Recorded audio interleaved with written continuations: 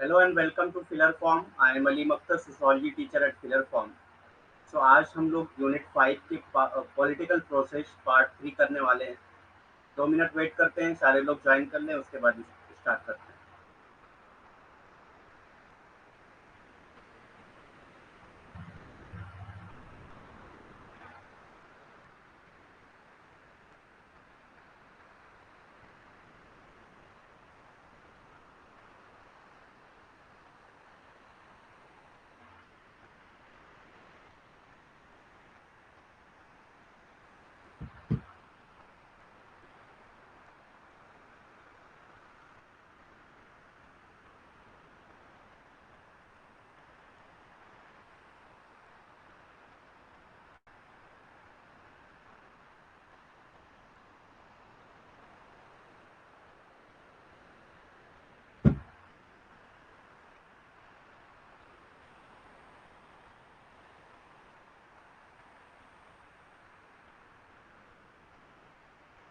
ठीक है, स्टार्ट करते हैं फिर।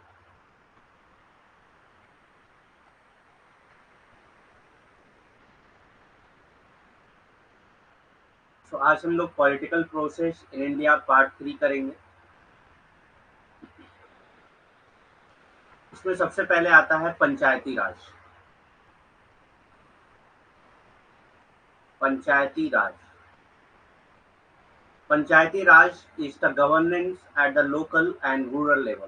तो पंचायती राज क्या है? लोकल और रूरल लेवल की गवर्नमेंट को पंचायती राज कहा जाता है। ठीक। पंचायती राज स्थानीय और ग्रामीण स्तरों पर शासन है। ठीक, स्थानीय और ग्रामीण स्तरों पर शासन है, यानी कि ग्रामीण लेवल पर या स्थानीय लेवल पर जो शासन होता है उसको अ, पंचायती राज कहा जाता है। It provides the people from villages the opportunity to participate in their own governing bodies. So ये क्या करता है? ये प्रोवाइड करता है the people from villages the opportunity to participate in their own governing bodies. People from villages यानी कि village से जो पीपल पार्टिसिपेट करते हैं इसमें, उनको ये अपॉर्चुनिटी प्रोवाइड करता है कि वो अपनी खुद की गवर्निंग बॉडीज को चुन सके और खुद की गवर्निंग बॉडीज को रख सके। ठीक। ये गांव के लोगों को अपने स्वयं के शासी निकायों में भाग लेने का अवसर प्रदान करता है। ये गांव के लोगों को अपने स्वयं के शासी निकायों में भाग लेने का अवसर प्रदान करता है, यानी कि अपने खुद के शासन के जरिए वो अपने निकायों में भाग लेने का अवसर प्रदान करता है। कौन? पंचायती राज। ठीक।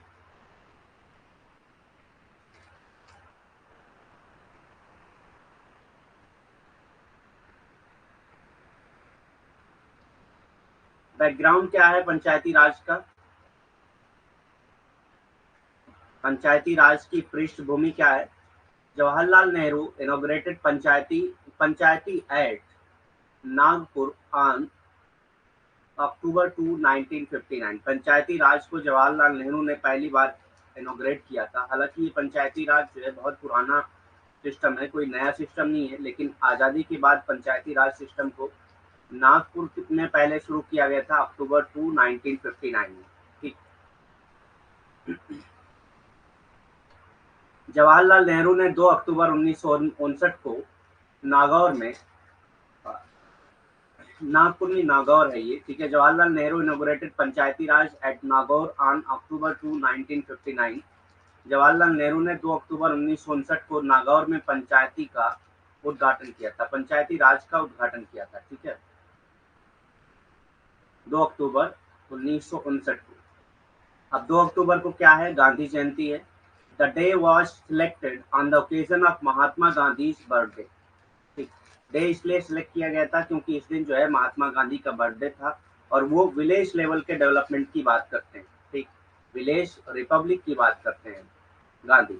ठीक, इसीलिए इस दिन को चूज किया गया था पंचायती राज को इनोग्रेट करने के लिए। कहाँ पे? नागौर में। किस ईयर में? 1959 में। ठीक, ये दिन महात्मा गांधी के जन्मदिन के अवसर पर चुना गया था। क्यों चुना गया था? क्योंकि वो आ, ग्रामीण शासन की बात करते हैं, ग्रामीण लेवल तक जो है डेवलपमेंट की बात करते हैं, इसीलिए जो है 2 अक्टूबर उनके बर्थडे को ही चुना गया था पंचायती राज के उद्घाटन के लिए। ठीक,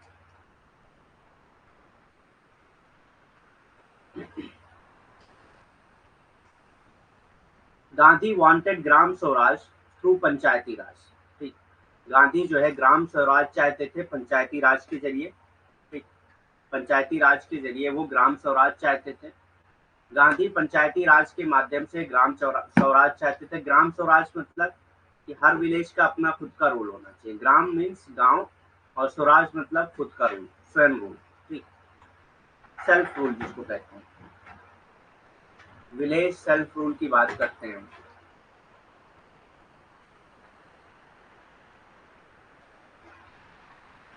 विलेज सेल्फ रूल की बात करते हैं वो। तो गांधी वांटेड ग्राम स्वराज थ्रू पंचायती राज। गांधी पंचायती राज के माध्यम से ग्राम स्वराज चाहते थे। द सिस्टम वाज मॉडिफाइड इन 1992। इस सिस्टम को मॉडिफाई किया गया था, पंचायती राज सिस्टम को मॉडिफाई किया गया था कब? 1992 में, with the 73rd constitutional amendment. किसके साथ? 73rd कॉन्स्टिट्यूशनल अमेंडमेंट के जरिए। 73rd कॉन्स्टिट्यूशनल अमेंडमेंट के जरिए इस सिस्टम को यानी कि पंचायती राज सिस्टम को मॉडिफाई किया गया। गांधी पंचायती राज के माध्यम से ग्राम स्वराज चाहते थे। तो गांधी जो है पंचायती राज के माध्यम से क्या चाहते थे? ग्राम स्वराज चाहते थे।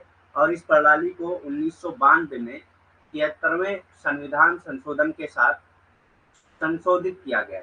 ठीक, इस प्रणाली यानी कि पंचायती राज की प्रणाली को 1992 में 73वें संविधान संशोधन के साथ संशोधित किया गया था। ठीक, तो 73rd अमेंडमेंट एक्ट जो है वो किससे रिलेटेड है? पंचायती राज से रिलेटेड। ठीक,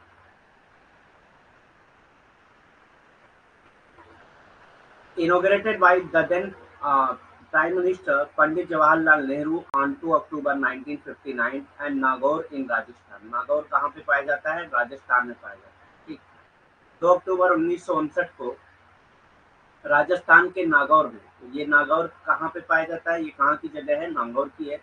वहाँ पे ही उस समय के प्रधानमंत्री जो थे, उस समय के तत्कालीन प्रधानमंत्री जो थे वो पंडित जवाहरलाल नेहरू थे, उन्होंने ही उद्घाटन किया।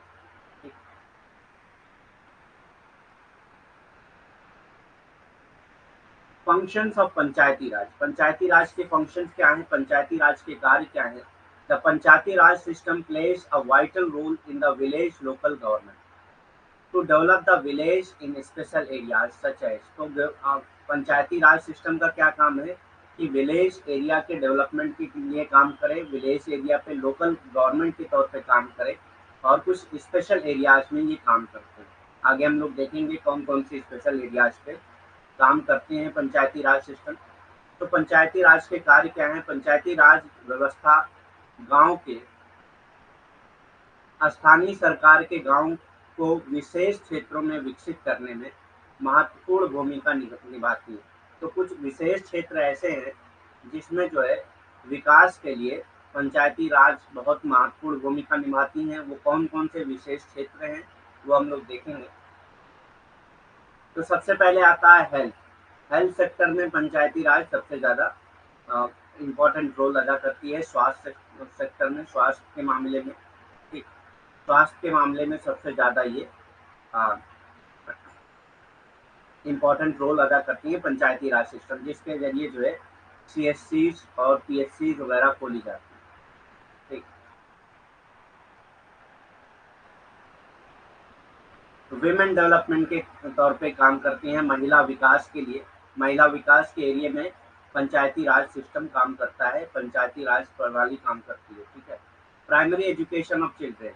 चिल्ड्रेन के प्राइमरी एजुकेशन के लिए भी कौन काम करता है? पंचायती राज सिस्टम ही काम करता है। ठीक, बच्चों की प्राथमिक शिक्षा में भी जो है पंचायती राज काम करता है। इससे रिलेटेड भी क्वेश्चन पूछे गए हैं कि इम्पोर्टेंट मतलब कौन कौन से इम्पोर्टेंट काम है पंचायती राज सिस्टम के। उसमें एजुकेशन आता है, विमेन डेवलपमेंट आता है, प्राइमरी एजुकेशन ऑफ चिल्ड्रेन आता है, स्वास्थ्य, महिला विकास, बच्चों की प्राथमिक शिक्षा and last child development. Child development का भी जो सिस्टम है, जो प्रोग्राम है, वो कौन करता है? पंचायती राज सिस्टम यानी कि पंचायती राज प्रणाली करती है। बाल विकास। बाल विकास के लिए कौन काम करता है? पंचायती राज सिस्टम काम करता है। ठीक।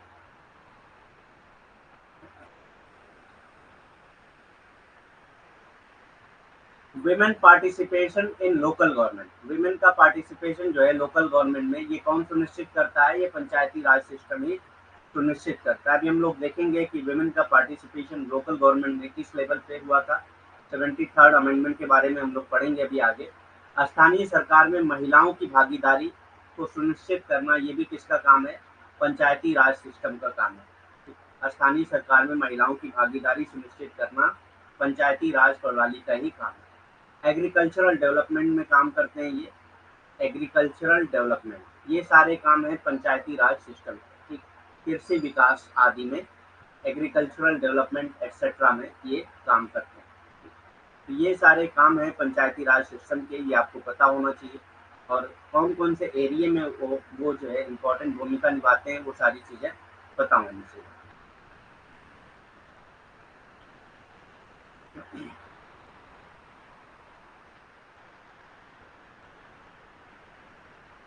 तो अब पंचायती राज सिस्टम कैसे शुरू हुआ था, इसके one by one step wise हम लोग देखेंगे। तो सबसे पहले आता है बलवंत राय मेहता कमेटी।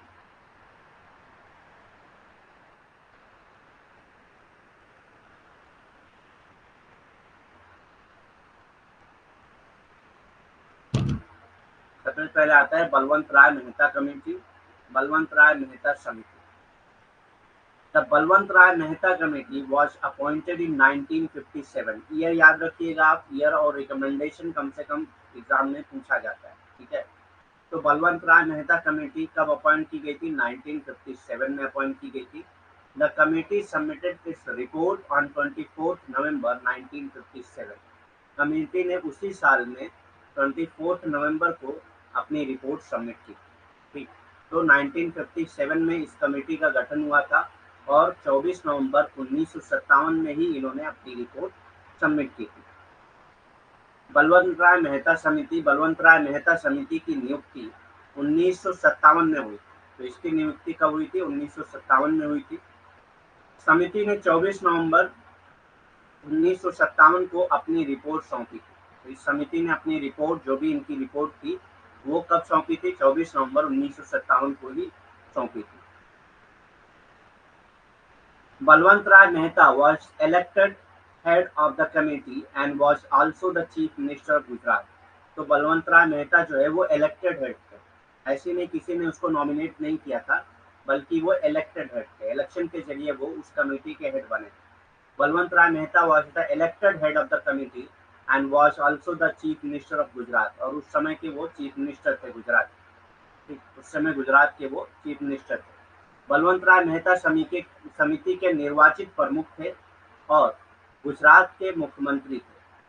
ठीक, तो निर्वाचित प्रमुख थे, निर्वाचित थे यानी कि कोई उनको नॉमिनेट नहीं किया था, उनको नामित नहीं किया गया था, बल्कि वो खुद इलेक्शन के जरिए, निर्वाचन के जरिए ही निर्वाचित होकर वहाँ उस कमेटी के, उस समिति के प्रमुख बने। बलवंत राय मेहता समिति के निर्वाचक प्रमुख थे और गुजरात के मुख्यमंत्री भी थे उस वक्त। The major recommendation of the Balwant Rai Mehta committee. अब रिकमेंडेशन क्या था इनका? रिकमेंडेशन मतलब क्या सुझाव थे कि क्या क्या चेंजेस हम लोग कर सकते हैं या क्या मतलब उसमें ऐड कर सकते हैं पंचायती राज सिस्टम में। तो the major recommendation of the Balwant Rai Mehta committee was, Balwant Rai Mehta समिति की प्रमुख सिफारिशें कौन कौन सी थी? तो सबसे पहले आता है establishment of 3 tier Panchayati Raj system. तो इन्होंने 3 टियर पंचायती राज सिस्टम के इस्टेब्लिशमेंट का जो है सुझाव दिया था, रिकमेंड किया था। ठीक, establishment of 3 tier Panchayati Raj system को इन्होंने सुझाव दिया था कि 3 टियर में जो है पंचायती राज सिस्टम होना चाहिए। त्रिस्तरीय पंचायती राज व्यवस्था की स्थापना के लिए इन्होंने सिफारिश की थी। विलेज लेवल ग्राम पंचायत। अब ये 3 स्तर कौन कौन से हैं? सबसे पहले आता है विलेज लेवल ग्राम पंचायत। विलेज लेवल पे क्या होना चाहिए? ग्राम पंचायत होना चाहिए। ग्राम मतलब क्या होता है? गांव होता है विलेज। ठीक, तो विलेज लेवल ग्राम पंचायत होना चाहिए। ग्राम स्तर की ग्राम पंचायतें होनी चाहिए। ग्राम स्तर की क्या होनी चाहिए? ग्राम पंचायतें होनी चाहिए। दूसरा क्या है? ब्लॉक लेवल पंचायत समिति, ठीक। ब्लॉक लेवल पे क्या होनी चाहिए? पंचायत समिति होनी चाहिए। ब्लॉक लेवल पे पंचायत समिति होनी चाहिए। ब्लॉक स्तरीय पंचायत समिति होनी चाहिए, समितियां होनी चाहिए, ठीक। एंड डिस्ट्रिक्ट लेवल, और डिस्ट्रिक्ट लेवल पे क्या होना चाहिए? जिला परिषद होना चाहिए। डिस्ट्रिक्ट लेवल पे जिला परिषद होना चाहिए। तो गांव के लेवल पे, विलेज लेवल पे क्या होना चाहिए? ग्राम पंचायत होना चाहिए। ब्लॉक लेवल पे पंचायत समिति होनी चाहिए और डिस्ट्रिक्ट लेवल पे जिला परिषद होनी चाहिए, ठीक। दूसरा, जिला स्तरीय जिला परिषद होना चाहिए, ठीक। जिला स्तरीय जिला परिषद होना चाहिए। तो a system of indirect election, क्योंकि ये क्या था? एक इनडायरेक्ट इलेक्शन का सिस्टम था। These tears should be originally linked, ठीक। लेकिन ये टीयर जो है पूरा ओरिजिनली लिंक होना चाहिए, ठीक। जैसे इनडायरेक्ट सिस्टम कैसे होता था कि जो जिला परिषद होते थे, जिला परिषद को जो है वो डायरेक्ट जो लोग हैं वो नहीं अपॉइंट करते थे, बल्कि जो इलेक्टेड लोग होते थे ब्लॉक समिति के या ग्राम पंचायत के, वही लोग इनको इलेक्ट करते थे। तो डायरेक्ट इलेक्शन तो नहीं होता था, इनडायरेक्ट इलेक्शन होता था। लेकिन इन्होंने, बलवंत राय मेहता कमेटी ने ये कहा कि इसको जो है ओरिजिनली लिंक किया जाना चाहिए, ठीक। अप्रत्यक्ष चुनाव की एक प्रणाली के माध्यम से इन स्तरों को व्यवस्थित रूप से जोड़ा जाना चाहिए, ठीक। तो through a system of indirect election, indirect election के जरिए जो है इनको जोड़ा जाना चाहिए, इन स्तरों को व्यवस्थित रूप से जोड़ा जाना चाहिए, ठीक। नेक्स्ट कमेटी आती है अशोक मेहता कमेटी। अशोक मेहता कमेटी इन दिसंबर 1977, दिसंबर 1977 को the Janata government appointed a committee on Panchayati Raj institution under the chairmanship of Ashok Mehta, ठीक।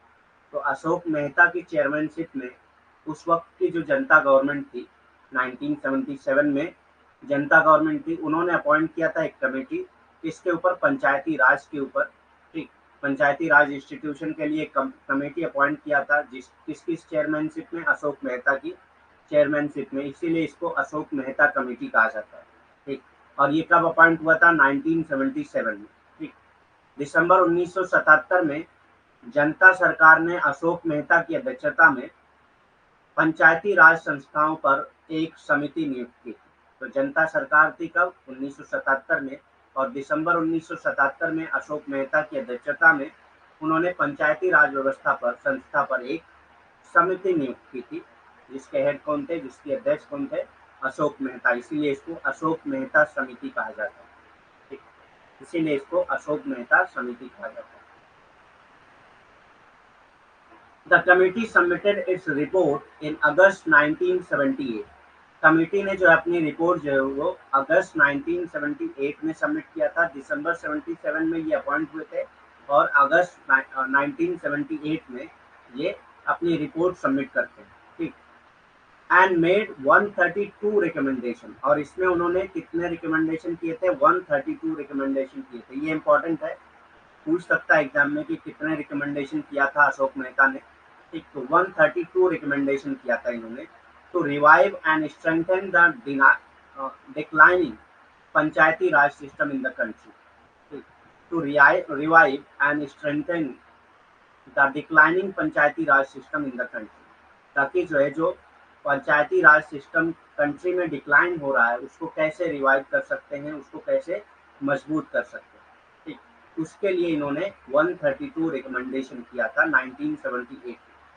समिति ने अगस्त 1978 में अपनी रिपोर्ट प्रस्तुत की और देश में गिरती पंचायती राज व्यवस्था को पुनर्जीवित करने और मजबूत करने के लिए 132 सिफारिशें की। तो ये भी पूछा जा सकता है आपसे कि अशोक मेहता समिति ने कितनी सिफारिशें की थी? तो 132 सिफारिशें की थी। और ये इन्होंने कब रिपोर्ट सबमिट किया था? 1978, अगस्त 1978 को किया था। और उसमें उन्होंने जो पंचायती राज व्यवस्था में जो गिरावट हो रही थी उसको पुनर्जीवित करने के लिए, उसको मजबूत करने के लिए 132 सिफारिशें की, ठीक। Recommendation of Ashok Mehta committee. Ashok Mehta committee का रिकमेंडेशन क्या था? Recommendation of Ashok Mehta committee. अब चूंकि हम लोग 132 रिकमेंडेशन तो नहीं पढ़ सकते, लेकिन जो इम्पोर्टेंट रिकमेंडेशन है वो हम लोग करते हैं, ठीक। 132 रिकमेंडेशन तो नहीं कर सकते हैं, लेकिन जो इम्पोर्टेंट है, जो एग्जाम में पूछे जाते हैं, वो रिकमेंडेशन हम लोग पढ़ लेते हैं। ठीक, the 3 tier Panchayati Raj system should be replaced with 2 tier structure. ठीक, तो ये बहुत इंपॉर्टेंट है, क्योंकि बलवंत राय मेहता ने 3 tier सिस्टम की बात की थी। इन्होंने कहा कि 3 tier पंचायती राज सिस्टम को हटाकर 2 tier स्ट्रक्चर कर दिया जाए। ठीक है, 2 tier स्ट्रक्चर कर दिया जाए। पहला क्या होगा, विद डिस्ट्रिक्ट लेवल जिला परिषद, जिसमें डिस्ट्रिक्ट लेवल पे जिला परिषद होना चाहिए, और Mandal panchayat consisting of collection of villages, और एक मंडल पंचायत होना चाहिए जिसमें कई विलेजेस हों, with the combined population of, जिसकी कंबाइंड पॉपुलेशन एक साथ, मतलब सारे विलेजों को जोड़कर जो है उनकी कंबाइंड पॉपुलेशन कितनी होनी चाहिए, 15,000 से 20,000। यानी कि इन्होंने जो मंडल पंचायत बताया है, मंडल पंचायत इन्होंने जो बताया है, उसकी पॉपुलेशन 15,000 से 20,000 होनी चाहिए। तो इतने गांव इसमें मिलने चाहिए कि जिसमें मतलब 15,000 से 20,000 पॉपुलेशन हो जाए। जैसे अगर 4,000 की पॉपुलेशन वाले गांव है, तो 3 से 4 होनी चाहिए। ठीक, 4 से 5 गांव होनी चाहिए उसमें, ताकि 15,000 से 20,000 की पॉपुलेशन हो जाए।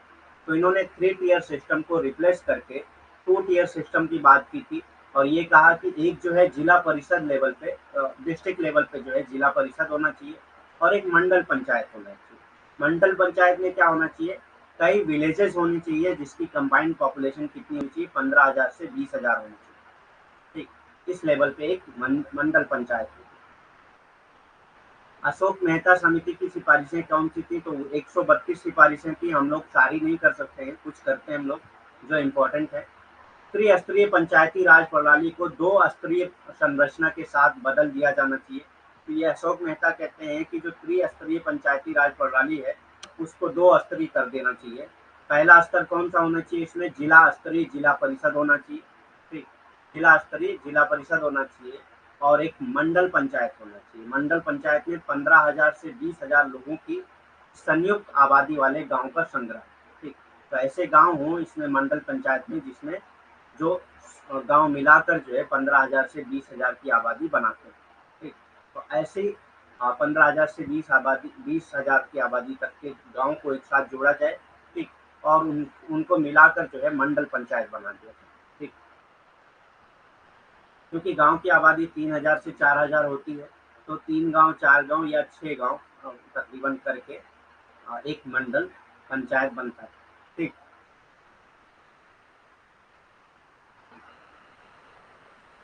below the state level, a district should be the first point of decentralization under popular supervision। ठीक, तो ये कहते हैं कि स्टेट लेवल से नीचे जो गवर्नमेंट होनी चाहिए, वो सीधा डिस्ट्रिक्ट लेवल पे होनी चाहिए। ठीक, below the state level a district should be the first point of decentralisation.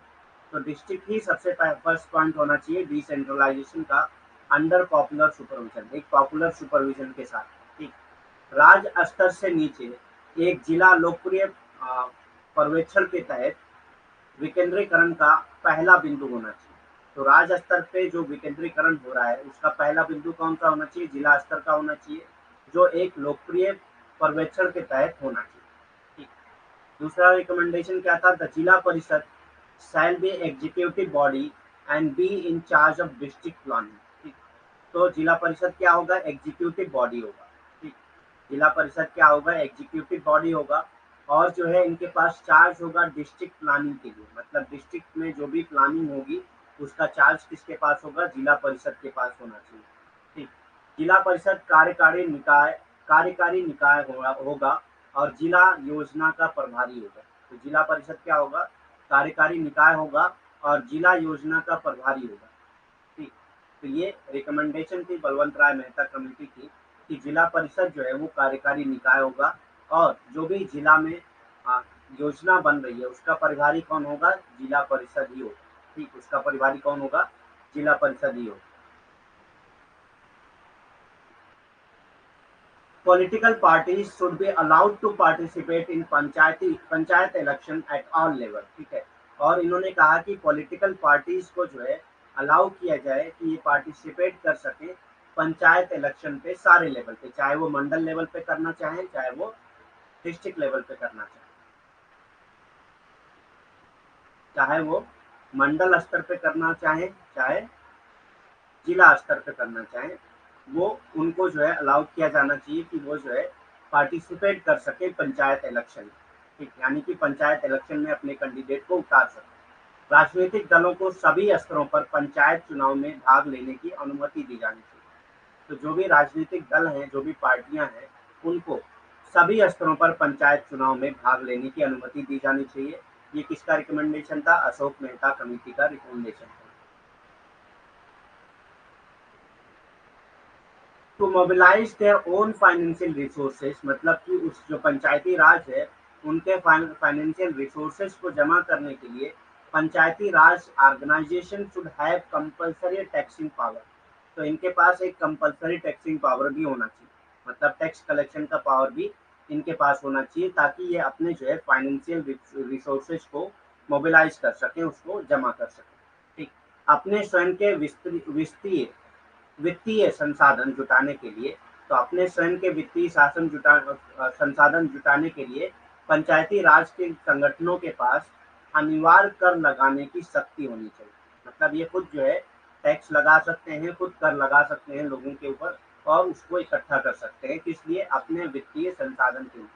ठीक, तो ये पंचायती राज की जो वित्तीय प्रॉब्लम थी वो यहाँ से सॉल्व हो रही थी कि अपने वित्तीय संसाधन के लिए जो है वो क्या कर सकते थे? अनिवार्य कर लगा सकते थे। ठीक, तो mobilise their own financial resources, Panchayati Raj organisation should have compulsory taxing power. ठीक,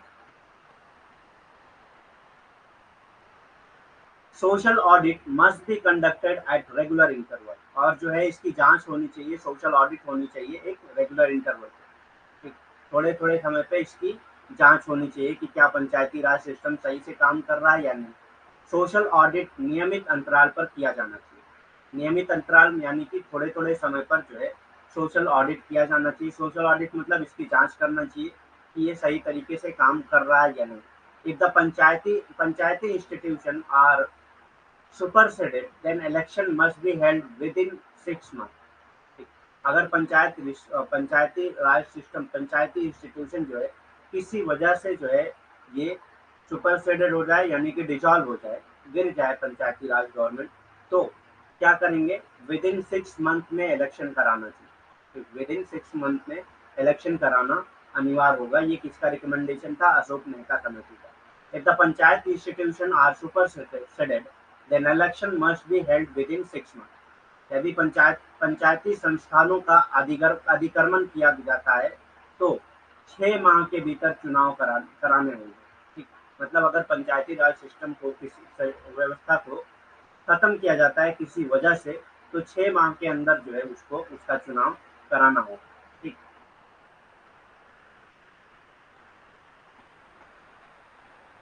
the minister of Panchayati Raj must be appointed at state level, और पंचायती राज का मिनिस्टर जो है स्टेट लेवल पे अपॉइंट किया जाना चाहिए। मतलब स्टेट लेवल पे एक मिनिस्टर होना चाहिए, मिनिस्टर ऑफ पंचायती राज।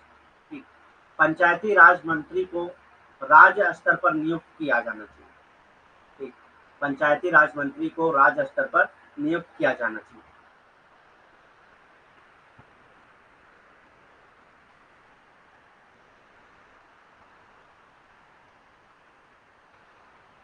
तो राज्य स्तर पर एक मंत्री होना चाहिए जो किससे रिलेटेड हो? पंचायती राज मंत्री। ठीक, seats must be reserve for candidate from एससीज एंड एसटीज। ठीक, तो इनके ही रिकमेंडेशन से जो है एससी और एसटीज को के लिए सीट रिजर्व किया गया था पंचायती राज इंस्टीट्यूशन में। तो ये याद रखिएगा, ये इम्पोर्टेंट है।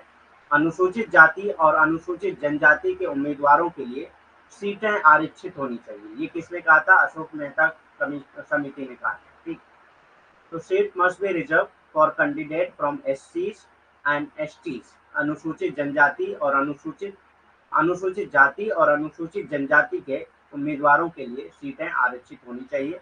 पंचायती institutions must be given constitutional status, और जो पंचायती इंस्टीट्यूशन है उसको एक कॉन्स्टिट्यूशनल स्टेटस दिया जाना चाहिए। मतलब कॉन्स्टिट्यूशन में इसको एक प्रावधान के तौर पे देखा जाना चाहिए, रहना चाहिए प्रावधान जो है पंचायती राज इंस्टीट्यूशन से रिलेटेड होना चाहिए। Panchayati institutions must be given constitutional status, Panchayati संस्थाओं को संवैधानिक दर्जा दिया जाना चाहिए। तो जो पंचायती संस्थान है उनको जो है संवैधानिक दर्जा दिया जाना चाहिए, ये भी अशोक मेहता कमेटी का रिकमेंडेशन। ठीक, तो इतने रिकमेंडेशन हम लोगों ने बताए हैं, मतलब इन्होंने बताए हैं अशोक मेहता कमेटी ने, जितने हम लोगों ने पढ़ा है ये इम्पोर्टेंट है। बाकी इन्होंने 132 रिकमेंडेशन बताया है, हम लोग पढ़ चुके हैं इसको कि ये 132 रिकमेंडेशन बताए हैं, जिसमें जो इम्पोर्टेंट था वो हम लोगों ने पढ़ा है। ठीक, अब इसका आउटकम क्या था, इस रिकमेंडेशन का नतीजा क्या निकला था? Due to Janata government collapse before the end of its term. तो जनता गवर्नमेंट जो है अपने टर्म से पहले कोलैप्स हो गई थी। ठीक, गवर्नमेंट गिर गई थी यहाँ पे, जनता गवर्नमेंट उस टाइम पे।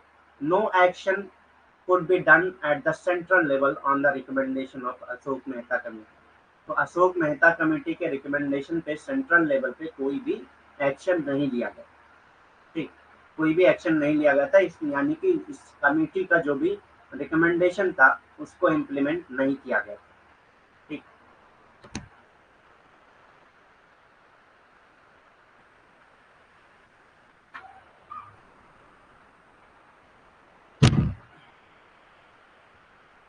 तो आउटकम्स क्या था? Due to the Janata government collapse before the end of its term, no action could be done at the central level on the recommendation of Ashok Mehta committee. Janata सरकार के कार्यकाल समाप्त होने से पहले ही गिर जाने के कारण, तो इनका कार्यकाल समाप्त होने से पहले ही जनता सरकार गिर गई थी। ठीक, इस वजह से इन्होंने ही अपॉइंट किया था अशोक मेहता समिति को। तो अशोक मेहता समिति की जो भी सिफारिशें थी उनको केंद्रीय स्तर पर कोई भी कार्रवाई नहीं की गई। ठीक, केंद्रीय स्तर पर मतलब इसको लागू नहीं किया गया। ठीक, however, the three states of Karnataka, West Bengal, and Andhra Pradesh took moves to revitalize the Panchayati Raj, taking part of the Ashok Mehta Committee suggestion into account. लेकिन तीन स्टेट में सेंट्रल लेवल पे तो इसको नहीं implement किया जा सका, लेकिन तीन स्टेट ने जो है इसको इम्प्लीमेंट किया, जिसका नाम था कर्नाटका, वेस्ट बंगाल एंड आंध्र प्रदेश। ठीक, तो कर्नाटका और वेस्ट बंगाल और आंध्र प्रदेश ने जो है अपनी पंचायती राज सिस्टम को रिवाइटलाइज किया। ठीक, और उसमें जो है इन्होंने अशोक मेहता कमेटी के जो भी सजेशन थे उसको इम्प्लीमेंट किया। ठीक, तो ये तीन स्टेट याद रखिएगा आप कि अशोक मेहता कमेटी जो है इसके रिकमेंडेशन को कौन कौन से स्टेट ने माना था। तो कर्नाटका, वेस्ट बंगाल और आंध्र प्रदेश। ठीक, कर्नाटका, वेस्ट बंगाल और आंध्र प्रदेश। हालांकि कर्नाटक, पश्चिम बंगाल और आंध्र प्रदेश के तीन राज्य में, ठीक, कर्नाटक, वेस्ट और पश्चिम बंगाल और आंध्र प्रदेश के तीन राज्यों ने अशोक मेहता समिति के सुझावों को ध्यान में रखते हुए पंचायती राज को पुनर्जीवित करने का एक कदम उठाया। ठीक, तो पंचायती राज को पुनर्जीवित करने के लिए ये तीन प्रदेश ने सबसे पहले अशोक मेहता के जो भी सुझाव थे उसको इम्प्लीमेंट किया, उसको लागू किया। ये तीन स्टेट कौन कौन से थे? कर्नाटक, पश्चिम बंगाल और आंध्र प्रदेश। ठीक, कर्नाटक, पश्चिम बंगाल और आंध्र प्रदेश। नेक्स्ट कमेटी आती है जीवी के राव कमेटी एंड पंचायती राज। तो जीवी के राज और राव कमेटी जो है पंचायती राज पे क्या काम करती है वो हम लोग देखेंगे। जीवी के राव समिति और पंचायती राज, तो इसमें क्या है? The committee was appointed by the planning commission इन 1985। ठीक, तो ये प्लानिंग कमीशन ने अपॉइंट किया था इसको 1985। जीवी के राव कमेटी को प्लानिंग कमीशन ने ही अपॉइंट किया था 1985 में। समिति के नियुक्ति योजना आयोग द्वारा 1985 में की गई। तो योजना आयोग द्वारा जो है इनको 1985 में इस समिति को नियुक्त किया गया। ठीक, इस समिति को 1985 में योजना आयोग द्वारा नियुक्त किया गया।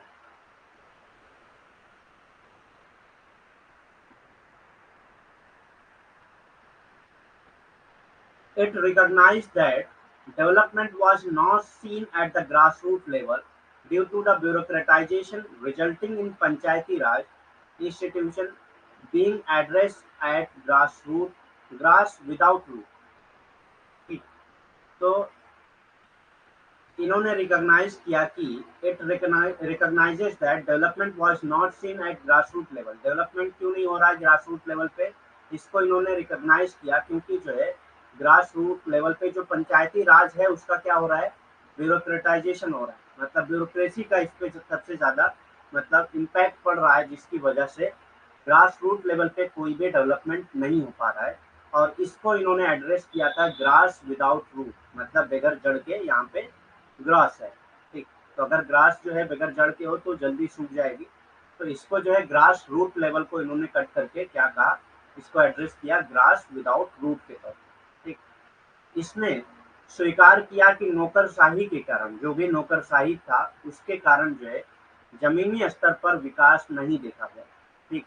उसकी वजह से जो है जमीनी स्तर पर इतना प्रभाव था नौकरशाही का पंचायती राज के ऊपर कि जमीनी स्तर पर कोई भी विकास नहीं देखा गया, जिसके परिणाम स्वरूप पंचायती राज संस्थानों को जड़ों के बिना घास के रूप में संबोधित किया गया, ठीक। जड़ों के बिना घास के रूप में संबोधित किया गया, ठीक। Grass without roots. रिकमेंडेशन क्या था जीवी के राय कमेटी का, सिफारिश क्या थी जीवी के राव कमेटी की, Zila Parishad to be the most important body in the scheme of democratic decentralization. तो ये भी वही रिकमेंडेशन कर रहे हैं कि जिला परिषद जो है वो सबसे इम्पोर्टेंट बॉडी होना चाहिए, इसके लिए डेमोक्रेटिक डिसेंट्रलाइजेशन के लिए सबसे इम्पोर्टेंट बॉडी कौन सी होनी चाहिए, जिला परिषद होनी चाहिए। लोकतांत्रिक विकेंद्रीकरण की योजना में जिला परिषद को सबसे महत्वपूर्ण निकाय बनाना चाहिए, ठीक। तो इनकी सबसे पहली सिफारिश क्या थी, लोकतांत्रिक विकेंद्रीकरण के लिए की योजना के लिए जो है जिला परिषद को ही सबसे महत्वपूर्ण निकाय माना जाना चाहिए, ठीक। जिला परिषद को ही सबसे महत्वपूर्ण निकाय माना जाना चाहिए। Zila Parishad to be the principal body to manage the developmental program at district level. और जिला परिषद ही जो है एक प्रिंसिपल बॉडी होगी, यही मैनेज करेगी जो भी डिस्ट्रिक्ट लेवल पे डेवलपमेंटल प्रोग्राम होंगे, उसको कौन मैनेज करेगा और उसका प्रिंसिपल कौन होगा, उसका देख रेख कौन करेगा, जिला परिषद ही, ठीक। तो जिला परिषद को ये पावर दी गई कि उस डिस्ट्रिक्ट में जो भी डेवलपमेंटल प्रोग्राम होंगे उसका हेड कौन होगा, उसका मैनेजर कौन होगा, जिला परिषद ही होगा, ठीक। जिला स्तर पर विकास कार्यक्रमों के प्रबंधन के लिए जिला परिषद जो है वो प्रमुख निकाय होगी, ठीक। तो जिला स्तर पे जो भी विकास कार्यक्रम होंगे उसके लिए जो है जिला परिषद सबसे प्रमुख निकाय होगी, और यही जो है उसको उसका उसका प्रबंधन करेगी, उसकी देख रेख करेगी, ठीक।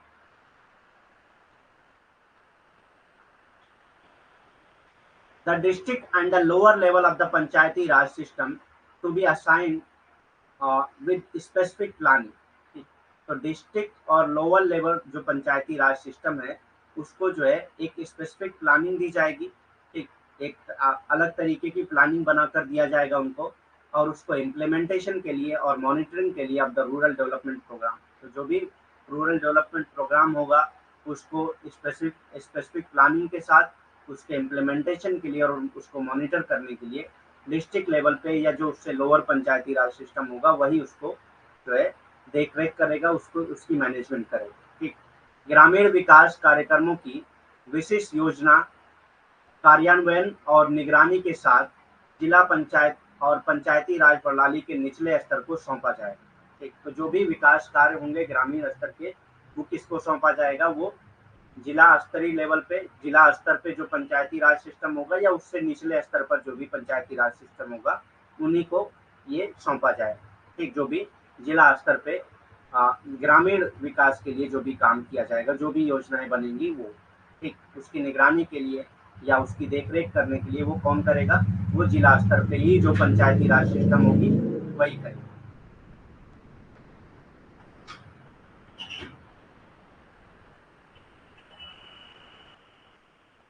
Post of district development commissioner to be created, और एक पोस्ट क्रिएट करने की इन्होंने रिक्वेस्ट की थी, रिकमेंड किया था एक पोस्ट क्रिएट करने के लिए जिसका नाम था क्या, post of district development commissioner. एक डिस्ट्रिक्ट डेवलपमेंट कमिश्नर जो है अपॉइंट किया जाना चाहिए, ठीक। जो क्या करेगा, पंचायती राज से रिलेटेड ही जो भी डेवलपमेंट होंगे उसकी देखरेख करेगा। He will be the chief executive officer of जिला परिषद, और यही जो है चीफ एग्जीक्यूटिव ऑफिसर होगा जिला परिषद का। ठीक, तो डिस्ट्रिक्ट डेवलपमेंट कमिश्नर ही जो है चीफ एग्जीक्यूटिव ऑफिसर होगा, कहाँ का, जिला परिषद का। जिला विकास आयुक्त का पद सृजित किया जाए। ठीक, मतलब जिला विकास आयुक्त का एक पद बनाया जाए। ठीक, और यही जो है जिला परिषद के मुख्य कार्यकारी अधिकारी होंगे। ठीक, और यही जिला परिषद के मुख्य कार्यकारी अधिकारी होंगे। तो ये जो है जिला परिषद के मुख्य कार्यकारी अधिकारी के तौर पे काम करेंगे। और ये पोस्ट कैसी होगी, ये पद क्या होगा, जिला विकास आयुक्त का होगा। ठीक, election to the level of Panchayati Raj system should be held regularly, और जो भी पंचायती राज सिस्टम में इलेक्शन है उसको रेगुलरली जो है कराया जाना चाहिए। मतलब 5 साल पे उसको बराबर तरीके से कराया जाना चाहिए। ऐसा ना हो कि 5 साल हो गए उसके बाद 2 साल वेट करने के बाद फिर करा रहे हैं। तो रेगुलरली इलेक्शन के लिए जो है GV राव कमेटी ने रिकमेंड किया। पंचायती राज व्यवस्था के स्तरों के चुनाव नियमित रूप से होना चाहिए। तो भी पंचायती राज के स्तर पे जो भी चुनाव है उनको नियमित रूप से होना चाहिए, नियमित समय से होना चाहिए। अगर 5 साल पे जो है खत्म हो रहा टेन्योर, तो 5 साल पे ही इलेक्शन करा दिया जाना चाहिए। ऐसा ना हो कि वहाँ पे बीच में गवर्नमेंट की वजह से क्या होता है, कभी कभी डिले होने लगता है। ठीक, स्टेट लेवल पे जो गवर्नमेंट है उनकी वजह से कभी कभी डिले होने लगता है, तो ऐसा नहीं होना चाहिए। ये रिकमेंडेशन था GV राय कमेटी का। ठीक,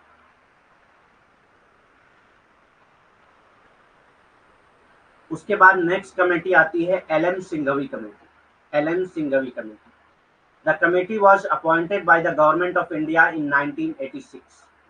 तो इस कमेटी को गवर्नमेंट ऑफ इंडिया ने अपॉइंट किया था, कब, 1986 में।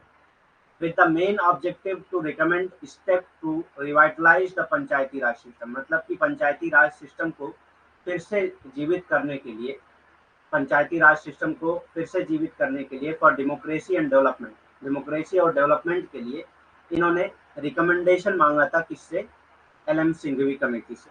और इसीलिए ये कमेटी अपॉइंट की गई थी कि ये स्टेप और रिकमेंडेशन बताएंगे कि क्या क्या स्टेप्स या क्या क्या रिकमेंडेशन हम लोग कर सकते हैं ताकि पंचायती राज सिस्टम को पुनर्जीवित किया जा सके। और उसमें किसके लिए किया जा सके, डेमोक्रेसी और डेवलपमेंट के लिए किया जा सके, डेमोक्रेटिक डिसेंट्रलाइजेशन के लिए और डेवलपमेंट के लिए। LM सिंघवी समिति, लोकतंत्र और विकास के लिए। तो ये LM सिंघवी कमेटी किस लिए थी, लोकतंत्र और विकास के लिए, पंचायती राज व्यवस्थाओं को पुनर्जीवित करने के लिए, पंचायती राज व्यवस्थाओं को पुनर्जीवित करने के लिए कदमों की सिफारिश करने के मुख्य उद्देश्य के साथ, मतलब कि कौन कौन से कदम हम लोग उठा सकते हैं, कौन कौन से स्टेप उठा सकते हैं, उसके लिए एक मुख्य उद्देश्य के साथ जो है 1986 में भारत सरकार ने इस समिति को नियुक्त किया था। ठीक, कौन सी समिति को, LM सिंघवी समिति को। अब इनका रिकमेंडेशन क्या था, इनकी सिफारिशें कौन कौन सी थी। The committee recommended that the Panchayati Raj system should be constitutionally recognize. तो इनका भी अशोक मेहता कमेटी का ही रिकमेंडेशन ये देते हैं और कहते हैं कि जो पंचायती राज सिस्टम है उसको कॉन्स्टिट्यूशनली रिकॉग्नाइज किया जाना चाहिए। ठीक, कॉन्स्टिट्यूशनल लेवल पे इसको रिकॉग्नाइज किया जाना चाहिए। समिति ने सिफारिश की कि पंचायती राज प्रणाली को संवैधानिक रूप से मान्यता दी जानी चाहिए। ठीक, तो उससे पहले जो है पंचायती राज प्रणाली को संवैधानिक रूप से मान्यता नहीं थी, उसकी सिफारिश करते हैं ये LM सिंघवी समिति की पंचायती राज सिस्टम को, पंचायती राज प्रणाली को संवैधानिक रूप से मान्यता दी जानी चाहिए। ठीक, it also recommended constitutional provision to recognize free and fair election. ये और भी रिकमेंडेशन करते हैं कि मतलब एक कॉन्स्टिट्यूशनल प्रोविजन होना चाहिए, किस लिए, फ्री एंड फेयर इलेक्शन के लिए। फ्री एंड फेयर इलेक्शन के लिए कॉन्स्टिट्यूशनल प्रोविजन होना चाहिए for Panchayati Raj system. Panchayati Raj system के लिए फ्री एंड फेयर इलेक्शन के लिए कॉन्स्टिट्यूशनल प्रोविजन होना चाहिए, कॉन्स्टिट्यूशन में बताया जाना चाहिए कि किस तरह से फ्री और फेयर इलेक्शन मतलब कराया जाना चाहिए पंचायती राज सिस्टम में। इसने पंचायती राज प्रणाली के लिए स्वतंत्र और निष्पक्ष चुनाव को मान्यता देने के लिए संवैधानिक प्रावधानों को की भी सिफारिश की। इन्होंने कहा कि कुछ ऐसे संवैधानिक प्रावधान भी बनाए जाने चाहिए जो पंचायती राज प्रणाली में स्वतंत्र और निष्पक्ष चुनाव करा सके। ठीक। The committee recommended recognisation of village to make the Gram Panchayat more viable. ठीक। ग्राम जो विलेज है उनको रिकॉग्नाइज किया जाना चाहिए, ठीक, ताकि ग्राम पंचायत जो है वो ज्यादा वायबल हो जाए। ठीक। समिति के ग्राम पंचायत को अधिक समिति ने ग्राम पंचायत को अधिक व्यवहार बनाने के लिए गांव के पुनर्गठन की सिफारिश की। मतलब गांव को फिर से पुनर्गठन किया जाना चाहिए, रीऑर्गेनाइज किया जाना चाहिए, ताकि जो है ये ज्यादा वायबल हो जाए, ज्यादा मतलब अ, व्यवहार हो जाए। ठीक। It recommended that village panchayat should have more finances for their activities। ठीक। तो ये जो है विलेज पंचायत को ज्यादा फाइनेंस देने के लिए कहते हैं, अपनी एक्टिविटीज के लिए, मतलब अपने डेवलपमेंट प्रोग्राम के लिए विलेज पंचायत को ज्यादा फाइनेंस किया जाना चाहिए। ठीक। इसने सुझाव दिया कि ग्राम पंचायत के पास अपनी गतिविधियों के लिए अधिक वित्त होना चाहिए। मतलब कि जो भी विकास से रिलेटेड काम होंगे ग्राम पंचायत में, उनके पास अधिक से अधिक वित्त होना चाहिए, ताकि वो बेहतर तरीके से काम कर सकें। ये एलएम सिंघवी समिति ने सुझाव दिया। ठीक। Judicial tribunals to be set up in each state to adjudicate matter relating to the election to the Panchayati Raj institution and other matter relating to their function। तो ये कहा, इन्होंने कहा कि एक जुडिशियल ट्रिब्यूनल सिस्टम होना चाहिए, ताकि ये जो भी पंचायती राज से रिलेटेड या उनके इलेक्शन से रिलेटेड जो भी मैटर हो उसको एडजुडिकेट कर सके, उसके बारे में सुनवाई कर सके। ठीक। तो पंचायती राज सिस्टम से रिलेटेड या उनके इलेक्शन से रिलेटेड जो भी इश्यूज आते हैं, जो भी मैटर आते हैं, उसके लिए एक जुडिशियल ट्रिब्यूनल सिस्टम होना चाहिए, ताकि वो एडजुडिकेट कर सके ऐसे matters and other matter relating to their functioning. और उनके फंक्शनिंग से रिलेटेड भी अगर कोई मैटर है तो उसको भी ये एडजुडिकेट कर सके, उसके बारे में सुनवाई कर सके। तो ऐसा जुडिशियल ट्रिब्यूनल सिस्टम होना चाहिए। इसका रिकमेंडेशन किया था किसने? LM Singhvi committee. ठीक। पंचायती राज संस्थाओं के चुनाव को संबंधित मामलों और उनके कामकाज से संबंधित अन्य मामलों पर निर्णय लेने के लिए प्रत्येक राज्य में न्यायाधिकरण स्थापित किए जाएंगे। ठीक। मतलब कि एक न्यायाधिकरण स्थापित किया जाना चाहिए, न्यायिक न्यायाधिकरण स्थापित किया जाना चाहिए। किस लिए? पंचायती राज संस्था में या उनसे जो चुनाव से संबंधित जो मामले हैं उनकी सुनवाई करने के लिए, या उनके कामकाज से संबंधित जो भी मामले हैं उनके लिए निर्णय लेने के लिए एक न्यायिक न्यायाधिकरण स्थापित किया जाना चाहिए। ठीक। ये किस लेवल पे होना चाहिए? ये राज्य स्तरीय होना चाहिए, मतलब हाँ, राज्य के लेवल पे होना चाहिए, स्टेट लेवल पे होना चाहिए।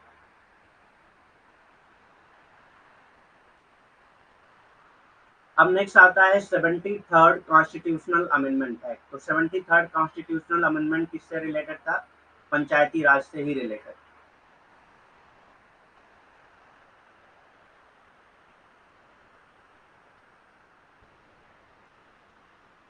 Significant of act. अब इस एक्ट की इंपॉर्टेंस क्या थी? 73rd अमेंडमेंट एक्ट कब हुआ था? ये अमेंड कब किया गया था? 73rd अमेंडमेंट कब हुआ था? ये 1992 में हुआ था। सिग्निफिकेंट क्या था इस एक्ट का? The act added part 9। Act ने जो है पार्ट 9 ऐड किया था कॉन्स्टिट्यूशन में। तो ये याद रखिएगा कि इसने क्या ऐड किया था कॉन्स्टिट्यूशन में। तो इसने पार्ट 9 ऐड किया था कॉन्स्टिट्यूशन में। द पंचायत एंड आल्सो, अब यहाँ से देखिए कॉन्स्टिट्यूशनल रिकॉग्निशन मिल गया था पंचायती राज सिस्टम को। ठीक।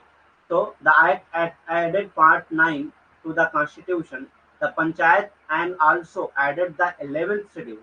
ठीक। और इसमें 11th शेड्यूल भी ऐड किया था which consist of 29 functional item of panchayat. ठीक।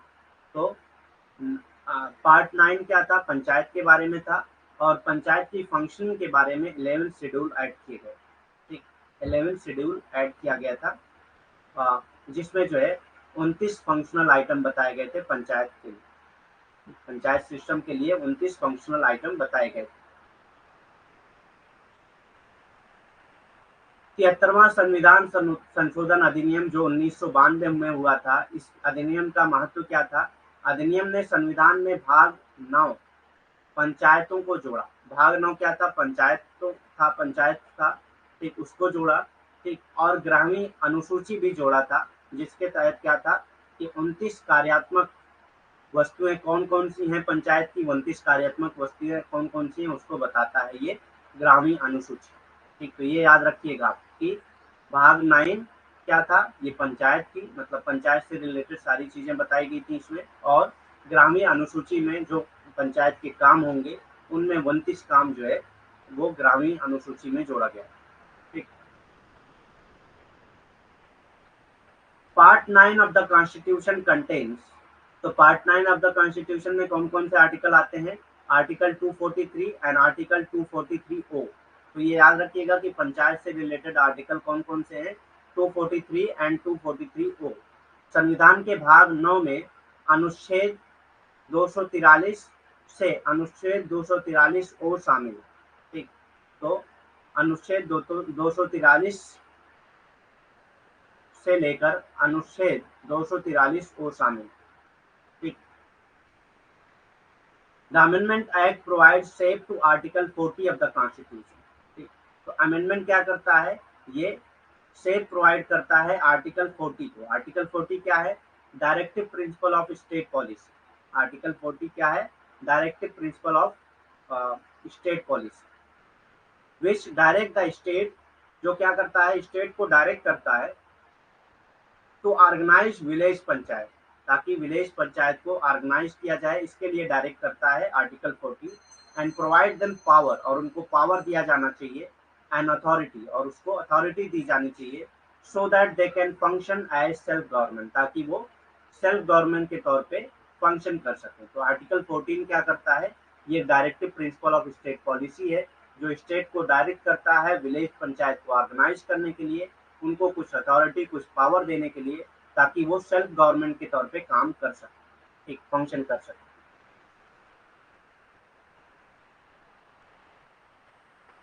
अब 10 दिन का तो नहीं बता सकते कहाँ से पढ़ा चुके आप, मतलब जो रिकॉर्डेड क्लासेस है वो देख लीजिए, डेली क्लासेस हो रही हैं 2 आवर की, तो 10 दिन में तो शायद आपकी 20 घंटे की क्लासेस छूटी हैं, तो कोई दिक्कत नहीं है, आप देख सकते हैं, और रिकॉर्डेड क्लासेस तो होती हैं ऐप पे, वहाँ पे जाके आप देख सकते हैं। अगर उसके बाद भी आपको कोई प्रॉब्लम होती है तो आप क्लास में आके पूछ सकते हैं। अभी यहाँ पे 10 क्लासेस के बारे में पूरा बताना कि क्या क्या पढ़ाया गया वो पॉसिबल नहीं है, तो आप रिकॉर्डेड क्लासेस देखिए, अगर उसमें कुछ दिक्कत आ रही है तो आप यहाँ पे पूछ लीजिए। ठीक,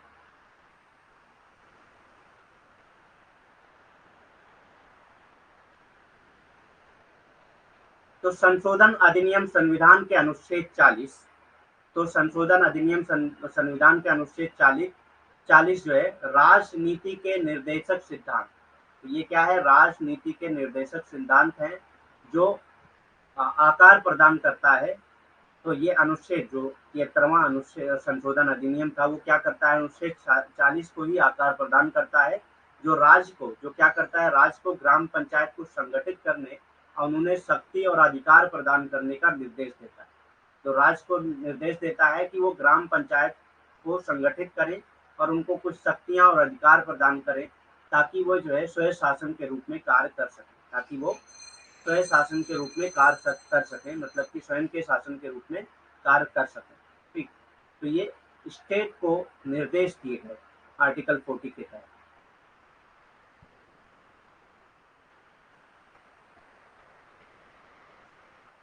The act has transformed the representative democracy into participatory democracy. तो एक्ट ने जो है रिप्रेजेंटेटिव डेमोक्रेसी को पार्टिसिपेटरी डेमोक्रेसी में बदल दिया। एक्ट ने क्या किया था, रिप्रेजेंटेटिव डेमोक्रेसी को पार्टिसिपेटरी डेमोक्रेसी में बदल दिया था। रिप्रेजेंटेटिव मतलब किसी चीज को रिप्रेजेंट करना, पार्टिसिपेटरी मतलब खुद ही पार्टिसिपेट करना। तो एक तो कोई विलेज को रिप्रेजेंट कर रहा है, एक जो है कोई पार्टिसिपेट कर रहा है पॉलिसी मेकिंग में। ठीक, अधिनियम ने प्रतिनिधि लोकतंत्र को भागीदारी लोकतंत्र में बदल दिया। तो एक तो आप प्रतिनिधित्व करें किसी विलेज का, किसी ग्राम का, एक तो आप खुद भागीदार बन रहे हैं। ठीक, जो भी डेवलपमेंट, जो भी विकास के कार्य हैं उसके खुद भागीदार बन रहे हैं। तो इस अधिनियम ने क्या किया था, प्रतिनिधि लोकतंत्र को भागीदारी लोकतंत्र में बदल दिया। ठीक, प्रतिनिधि लोकतंत्र को भागीदारी लोकतंत्र में बदल दिया।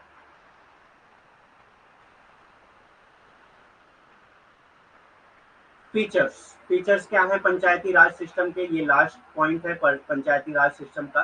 तो पंचायती राज सिस्टम के फीचर्स क्या है, विशेषताएं क्या है? तो इसमें जो है 3 टियर सिस्टम होता है।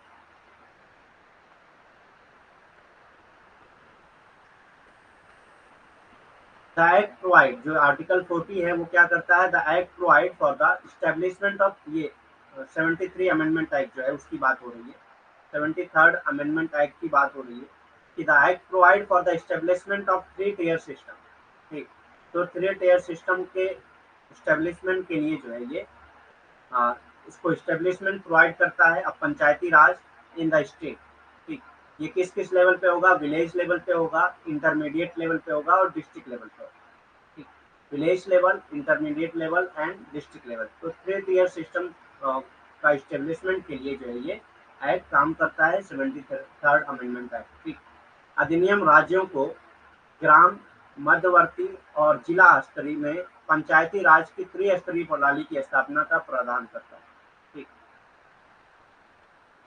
तो ये एक्ट कहता है कि 3 स्तर पे जो है पंचायती राज सिस्टम का इस्टेब्लिशमेंट होना चाहिए। तो पहला क्या होगा, पहला ग्राम स्तर पर होना चाहिए, दूसरा मध्यवर्ती स्तर पर होना चाहिए और तीसरा जो है वो किस पे होना चाहिए, जिला स्तर पर होना चाहिए। ठीक, state with population of less than 20 lakh may not constitute the intermediate level। ठीक, अगर जो है ऐसा स्टेट जिसकी पॉपुलेशन 20 लाख से कम है, ऐसा स्टेट जिसकी पॉपुलेशन 20 लाख से कम है, उसमें जो इंटरमीडिएट लेवल है वो नहीं होगा। ठीक, यानी कि वहां पे सिर्फ क्या होगा, विलेज लेवल होगा और डिस्ट्रिक्ट लेवल होगा। वहां पे 2 टियर सिस्टम होगा, मीन्स यही है, 2 टियर सिस्टम होगा, 3 टियर सिस्टम नहीं होगा। एक विलेज और डिस्ट्रिक्ट लेवल पे। तो ऐसा स्टेट जिसकी पॉपुलेशन 20 लाख से कम है, वहां पे सिर्फ विलेज लेवल और डिस्ट्रिक्ट लेवल यानी कि 2 टियर सिस्टम ही होगा पंचायती राज का। 20 लाख से कम आबादी वाले राज्य मध्यवर्ती स्तर का गठन नहीं कर सकते। ठीक, तो वहां पे मध्यवर्ती स्तर नहीं होगा। ठीक, मतलब वहां पे सिर्फ ग्राम स्तर होगा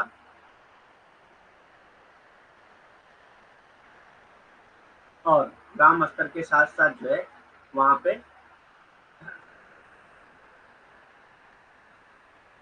जिला स्तर होगा।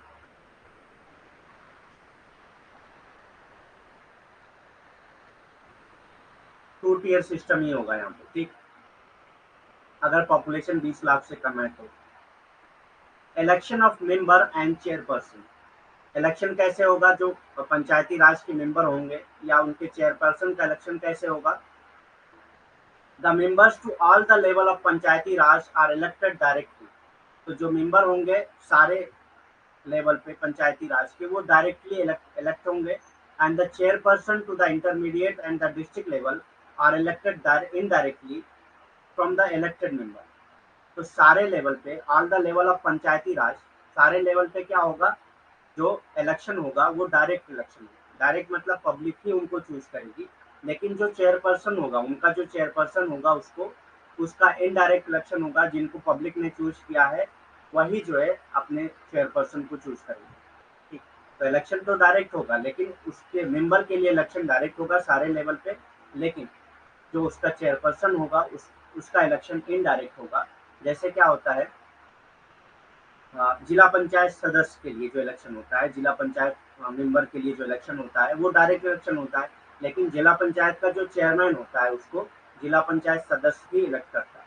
तो डायरेक्ट इलेक्शन होगा सारे लेवल पे, लेकिन उसका जो चेयरपर्सन होगा, जो चेयरमैन होगा, वो उसको कौन इलेक्ट करेगा, जो भी इलेक्टेड मेंबर है वो इलेक्ट करेगा। ठीक,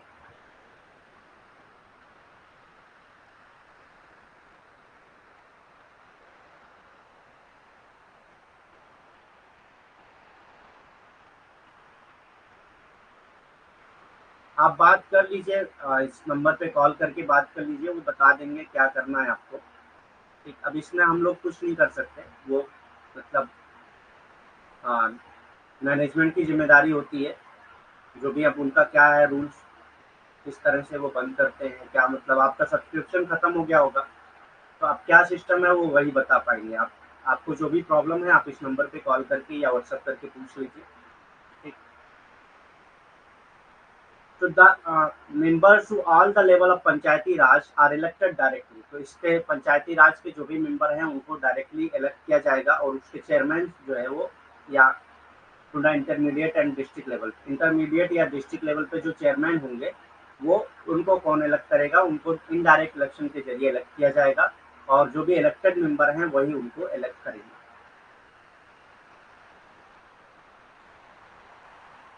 सदस्यों और अध्यक्ष का चुनाव कैसे होगा? पंचायती राज के सभी स्तरों के सदस्य सीधे चुने जाते हैं। पंचायती राज के सभी स्तरों के जो सदस्य हैं वो सीधे चुने जाते हैं, यानी कि डायरेक्ट जनता ही उन्हें चूज करके भेजती है, उनको इलेक्ट करके भेजती है। और मध्यवर्ती और जिला स्तर के जो अध्यक्ष होते हैं, यानी कि जिला पंचायत अध्यक्ष तो होते हैं, मध्यवर्ती और जिला स्तर के जो भी अध्यक्ष होते हैं उनको निर्वाचित निर्वाचित सदस्यों द्वारा ही अप्रत्यक्ष रूप से चुना जाता है। ठीक। मतलब वो डायरेक्ट इलेक्शन के जरिए नहीं चूज किए जाते हैं, बल्कि जो निर्वाचित सदस्य होते हैं वही उनको चूज करते हैं। ठीक।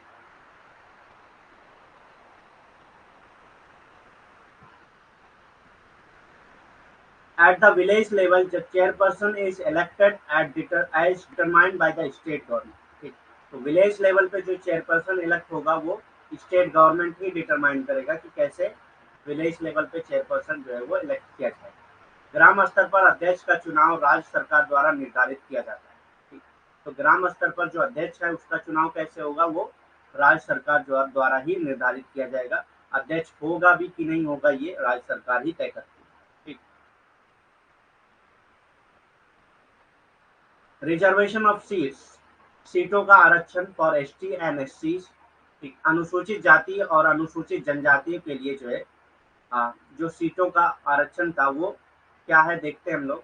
Reservation to be provided at all 3 tiers in accordance with their population percentage. मतलब उनके पॉपुलेशन परसेंटेज के अकॉर्डिंग जो है उनको रिजर्वेशन दिया जाना चाहिए। ठीक।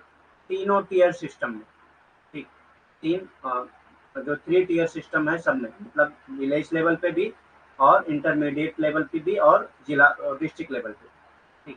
तीनों स्तर पर उनकी जनसंख्या प्रतिशत प्रतिशत के अनुसार आरक्षण प्रदान किया जाएगा।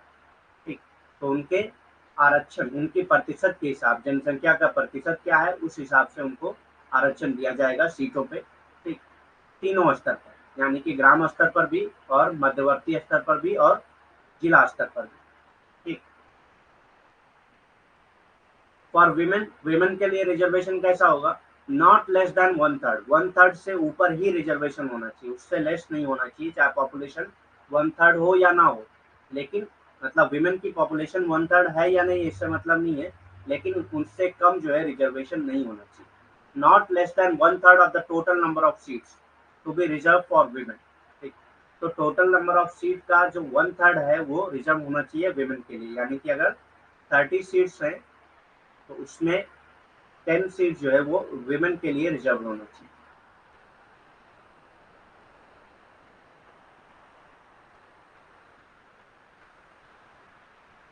10 से ऊपर होना चाहिए, 10 से कम नहीं होना चाहिए। यहाँ पे लिखा हुआ है नॉट लेस देन 1/3। ठीक। यानी कि 10 से ऊपर होना चाहिए, 10 से कम नहीं होना चाहिए। Not less than 1/3 of the total seats of the to be reserve for the women. Further, not less than 1/3 of the total number of offices for chairperson. और चेयरपर्सन के लिए भी 1/3 सीट रिजर्व होना चाहिए। ठीक। तो चेयरपर्सन भी 1/3, chairperson की जितनी सीटें हैं उसमें भी सारे लेवल पे विमेन के लिए 1/3 सीटें रिजर्व होना चाहिए, यानी कि जितने चेयरपर्सन होंगे उसमें 1/3 विमेन होंगे। ठीक। Further, not less than 1/3 of the total number of offices for chairperson at all level of panchayat to be reserved for women. ठीक। ये भी women के लिए रिजर्व होना चाहिए। महिलाओं के लिए, महिलाओं के लिए आरक्षित होने वाली सीटों की कुल संख्या का 1/3 से कम नहीं होना चाहिए। ठीक। तो जो भी सीटें हैं उसका 1/3 जो है सीट वो महिलाओं के लिए आरक्षित होना चाहिए। पंचायत के सभी स्तर पर अध्यक्ष के लिए महिलाओं के लिए आरक्षित होने वाले पदों की कुल संख्या का 1/3 से कम नहीं होना चाहिए। और जो अध्यक्ष के पद हैं उन पदों का भी 1/3 जो है वो एक तिहाई पद का आरक्षण जो है वो महिलाओं के लिए होना चाहिए। ठीक, यानी इसमें भी अगर 30 पद हैं अध्यक्ष के, तो वो 10 पद जो है वो किसके लिए होना चाहिए, महिला के लिए होना चाहिए।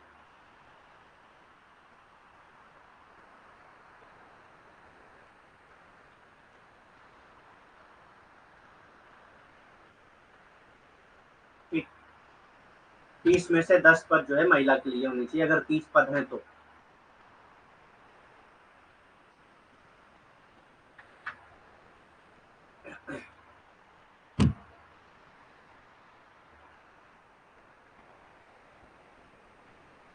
ड्यूरेशन ऑफ पंचायत, अब इनका टाइम कब तक होगा, पंचायत की अवधि कब तक होगी।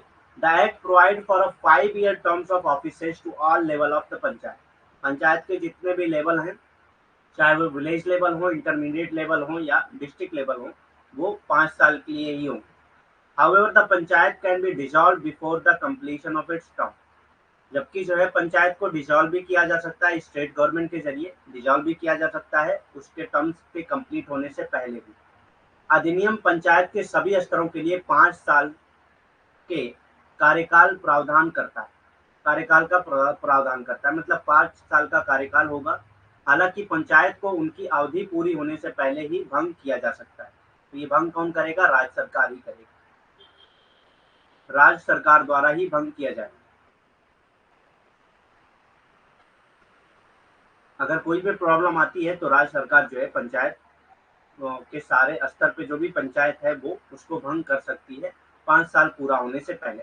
लेकिन इस कंडीशन में क्या करना होगा उनको भंग करने के बाद, but fresh election to constitute the new panchayat shall be completed.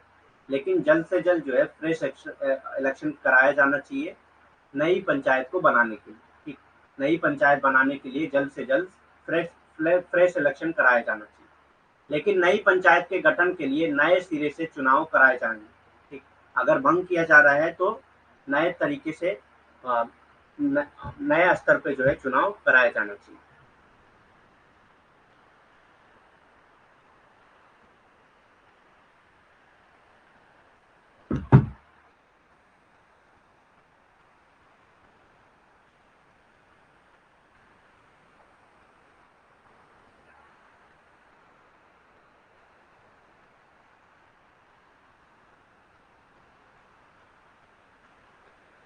PPT clear आ रही है ना।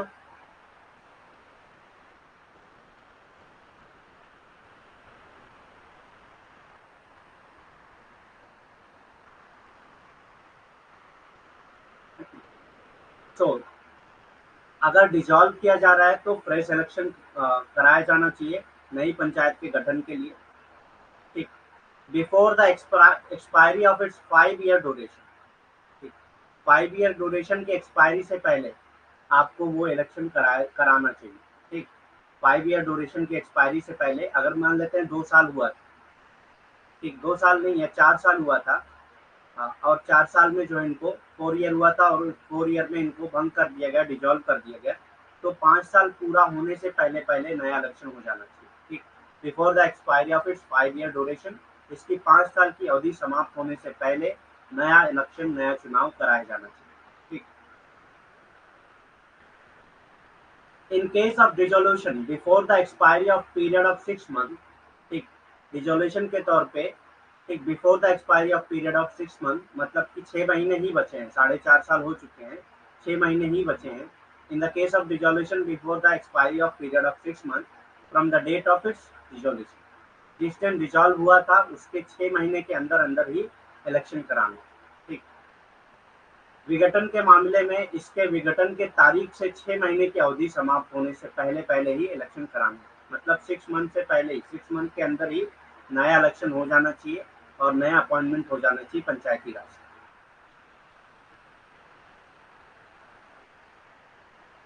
फाइनेंस का काम कैसे होगा पंचायती राज में, ये सारा 73rd अमेंडमेंट के तौर पे हम लोग पढ़ रहे हैं।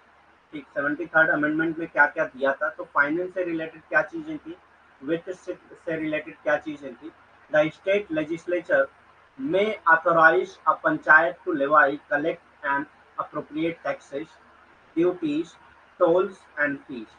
तो जो स्टेट लेवल है, स्टेट लेवल पे जो भी लेजिस्लेचर है वो पंचायत को जो है ऑथराइज कर सकती है, एक अथॉरिटी दे सकती है कि वो जो है टैक्स कलेक्ट कर लें, ड्यूटीज कलेक्ट कर लें, टोल्स और फीस जो है वो कलेक्ट कर लें, ठीक, और उससे जो है अपना फाइनेंस कर सकते हैं। तो राज्य विधानमंडल हो सकता है एक पंचायत को करों, शुल्कों, टोलों और शुल्क को लगाने, एकत्र करने और उपयोग करने के लिए अधिकृत किया करता है, ठीक।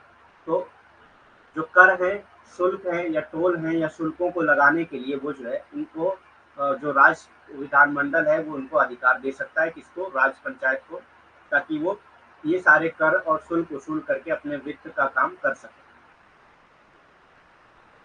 Assigned to a panchayat taxes, duties, tolls and fees levied and collected by the state government। राज्य सरकार द्वारा लगाए गए और एकत्र किए गए करों, शुल्कों और टोलों और शुल्कों को एक पंचायत को सौंपा। मतलब कि कुछ फंड जो है स्टेट गवर्नमेंट देगी, जो भी स्टेट गवर्नमेंट अपने टैक्सेस, ड्यूटीज या टोल या फीस वगैरह से कमाई है, उसका कुछ फंड जो है वो पंचायती राज को देगी, ठीक। राज्य सरकार द्वारा लगाए गए जो भी एकत्र किए गए कर हैं, शुल्क हैं, टोल हैं या शुल्क हैं, उनमें से कुछ जो है फाइनेंस, कुछ वित्त सपोर्ट जो है वो कौन करेगा, राज्य करेगी, पंचायत, ठीक। तो या तो उनको खुद अधिकार दे दिया गया या जो है राज्य सरकार खुद उन सारे करों को इकट्ठा करेगी और खुद उनको सौंपेगी, उसका कुछ हिस्सा जो है उनको सौंपेगी।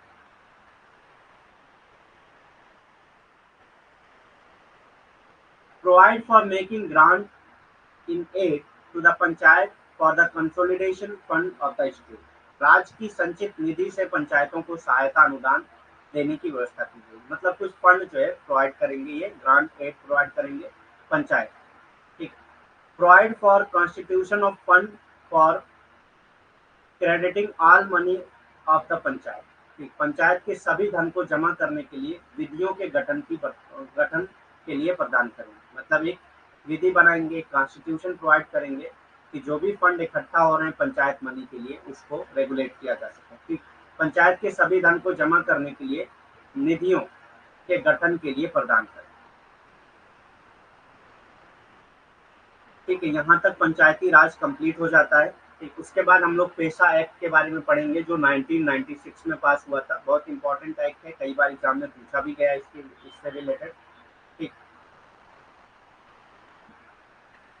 और अदर एग्जाम्स में भी पूछे जाते हैं इससे रिलेटेड क्वेश्चन, जैसे असिस्टेंट प्रोफेसर के लिए भी अगर आप एग्जाम देते हैं तो उसमें भी पेशा एक्ट से रिलेटेड क्वेश्चन पूछे जाते हैं या पंचायती राज से रिलेटेड क्वेश्चन पूछे जाते हैं, ठीक।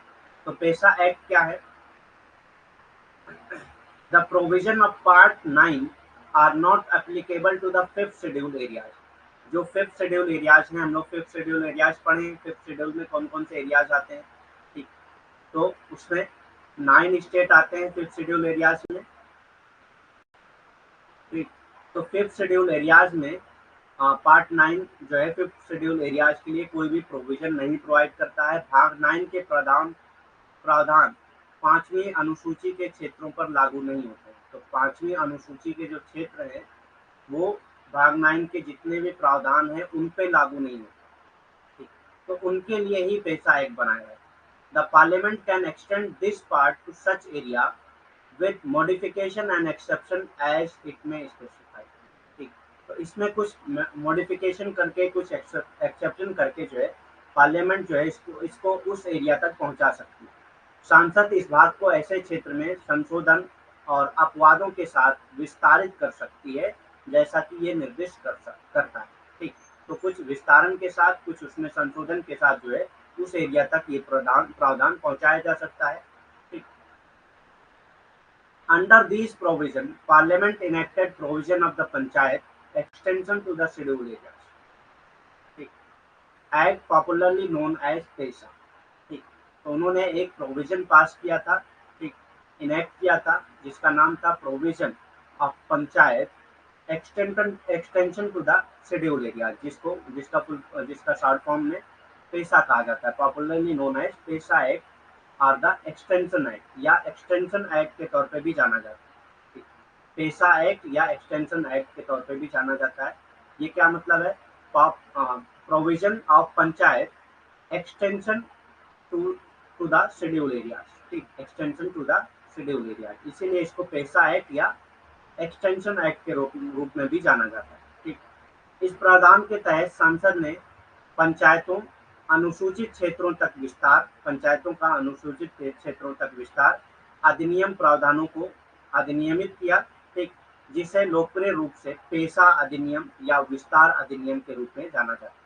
तो इसको जो है लोकप्रिय रूप से पेशा अधिनियम या विस्तार अधिनियम के रूप में जाना जाता है। ठीक, जिसमें संसद ने क्या किया था, संसद ने पंचायत को जो है जो अनुसूचित क्षेत्र है वहां तक विस्तार करने का प्लान बनाया था इस एक्ट के तहत। ऑब्जेक्टिव ऑफ द पेशा एक्ट, पेशा एक्ट का मकसद क्या था, उद्देश्य क्या था, पेशा अधिनियम के उद्देश्य क्या थे?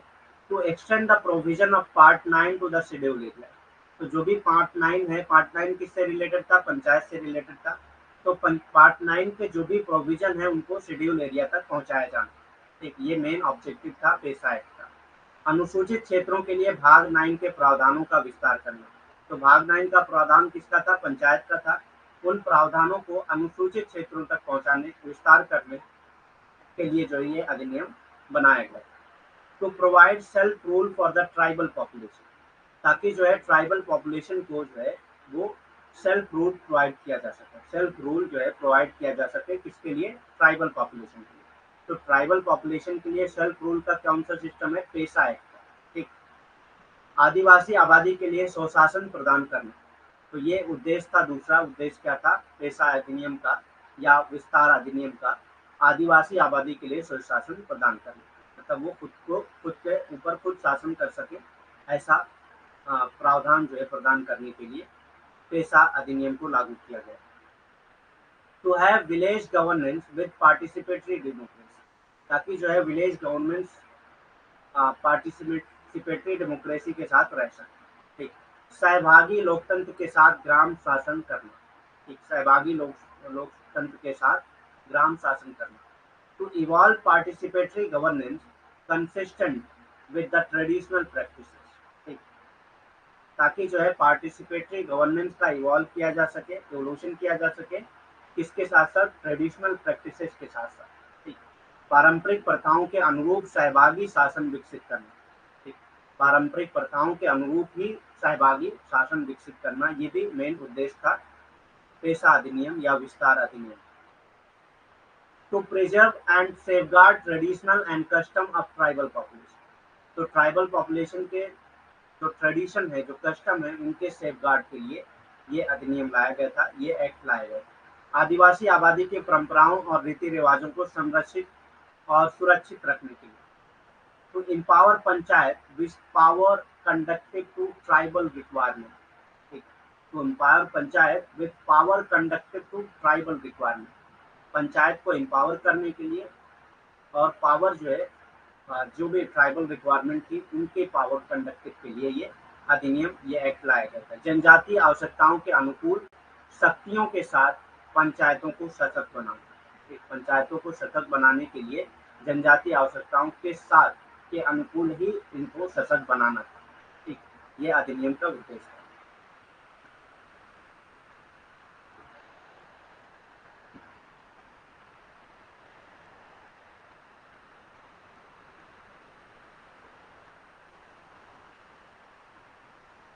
अच्छा, पेशा एक्ट कब आया था, एक मिनट मैं देख के बताता हूँ, ईयर याद नहीं है मुझको अभी।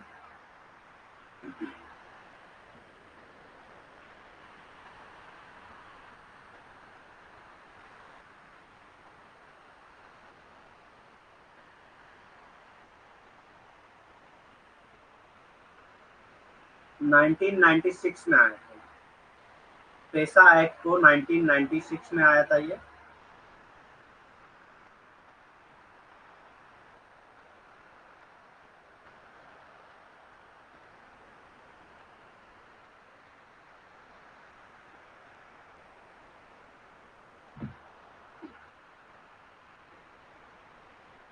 ठीक है, सही क्वेश्चन पूछा है आपने, क्योंकि ये भी पूछा जा सकता है एग्जाम में। तो पेशा एक्ट 1996 में, यहाँ पे लिखा हुआ है 1996, पेशा एक्ट 1996 में बना।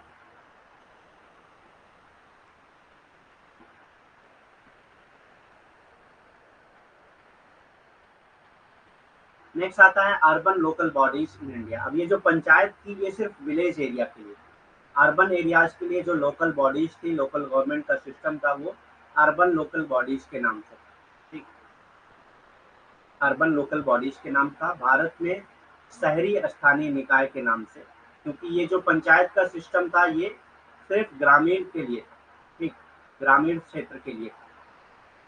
अर्बन लोकल गवर्नमेंट के लिए एक अर्बन लोकल बॉडीज बनाई गई। Urban local government implies the governance of an urban area by the people through their elected representatives।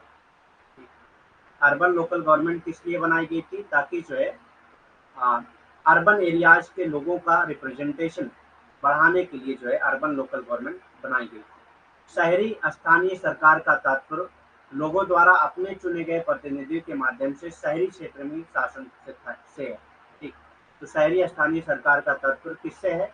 लोगों के द्वारा चुने गए प्रतिनिधि के माध्यम से शहरी क्षेत्र में शासन से है, ठीक। ये 74th अमेंडमेंट एक्ट के जरिए बना, ठीक, 74 74वां संविधान संशोधन के जरिए बना, ठीक। This act added a new part 9A। इसने जो है एक नया पार्ट ऐड किया था 9A। पहले 73rd में कौन सा ऐड किया गया था? 9 ऐड किया गया था, ये 9A ऐड करता है, ठीक। To the Constitution in title as. अब इसका टाइटल क्या था 9A का? 9 का तो टाइटल पंचायत था, लेकिन 9A का टाइटल क्या था? द म्यूनिसिपैलिटीज, ठीक। 9A का टाइटल था the municipalities. And a new 12th schedule, ठीक, न्यू 12th शेड्यूल। वहां पे 11th शेड्यूल ऐड हुआ था, लेकिन यहाँ पे 12th शेड्यूल ऐड होता है, जिसमें 18 functioning item for the municipalities. 18 functioning item कौन कौन से हैं म्यूनिसिपैलिटीज के लिए, वो 12th शेड्यूल में बताए गए, ठीक। 12th शेड्यूल में 18 फंक्शनिंग आइटम बताए गए थे म्यूनिसिपैलिटीज के, लेकिन 11th शेड्यूल में 29 फंक्शनिंग आइटम बताए गए थे पंचायत के, ठीक। तो इस अधिनियम ने संविधान में एक नया 9A जोड़ा, ठीक, एक नया भाग 9A जोड़ा था। उसमें पंचायत, जिसमें 9 क्या है? पंचायत है। 9A क्या है? नगर पालिका के नाम से, ठीक, जोड़ा गया, जिसे नगर पालिका के नाम से जाना जाता है। और एक नई 12वीं अनुसूची, जिसमें नगर पालिकाओं के लिए 18 कार्यात्मक आइटम शामिल है, जिसमें नगर पालिकाओं के लिए 18 कार्यात्मक आइटम शामिल है, किसमें? 12वीं अनुसूची में, ठीक। तो 74वां संविधान संशोधन में सबसे पहले 9A जोड़ा गया। 9A किससे रिलेटेड था? नगर पालिकाओं से, ठीक। और उसमें एक 12वीं अनुसूची ऐड की गई, जिसमें 18 कार्यात्मक आइटम शामिल थे, किसके लिए? नगर पालिका के। Compulsory provision which are binding on all state are. तो कुछ ऐसे कंपल्सरी प्रोविजन थे 74th अमेंडमेंट में, जो सारे स्टेट को करना अनिवार्य, ठीक। अनिवार्य प्रावधान जो सभी राज्यों पर बाध्यकारी, ठीक। सभी राज्य बाध्य थे इसके कि वो इस प्रावधान को लागू करना ही करना, ठीक। तो पहला प्रावधान क्या था? पहला प्रोविजन कौन सा था? कॉन्स्टिट्यूशन ऑफ नगर पंचायत। नगर पंचायत का कॉन्स्टिट्यूशन करना है। म्यूनिसिपल काउंसिल और म्यूनिसिपल कॉर्पोरेशन का जो है कॉन्स्टिट्यूशन करना है, ठीक। नगर पंचायत, नगर परिषद और नगर निगमों का गठन करना, ठीक। तो ये बाध्यता सारे स्टेट को करना था ये, ठीक।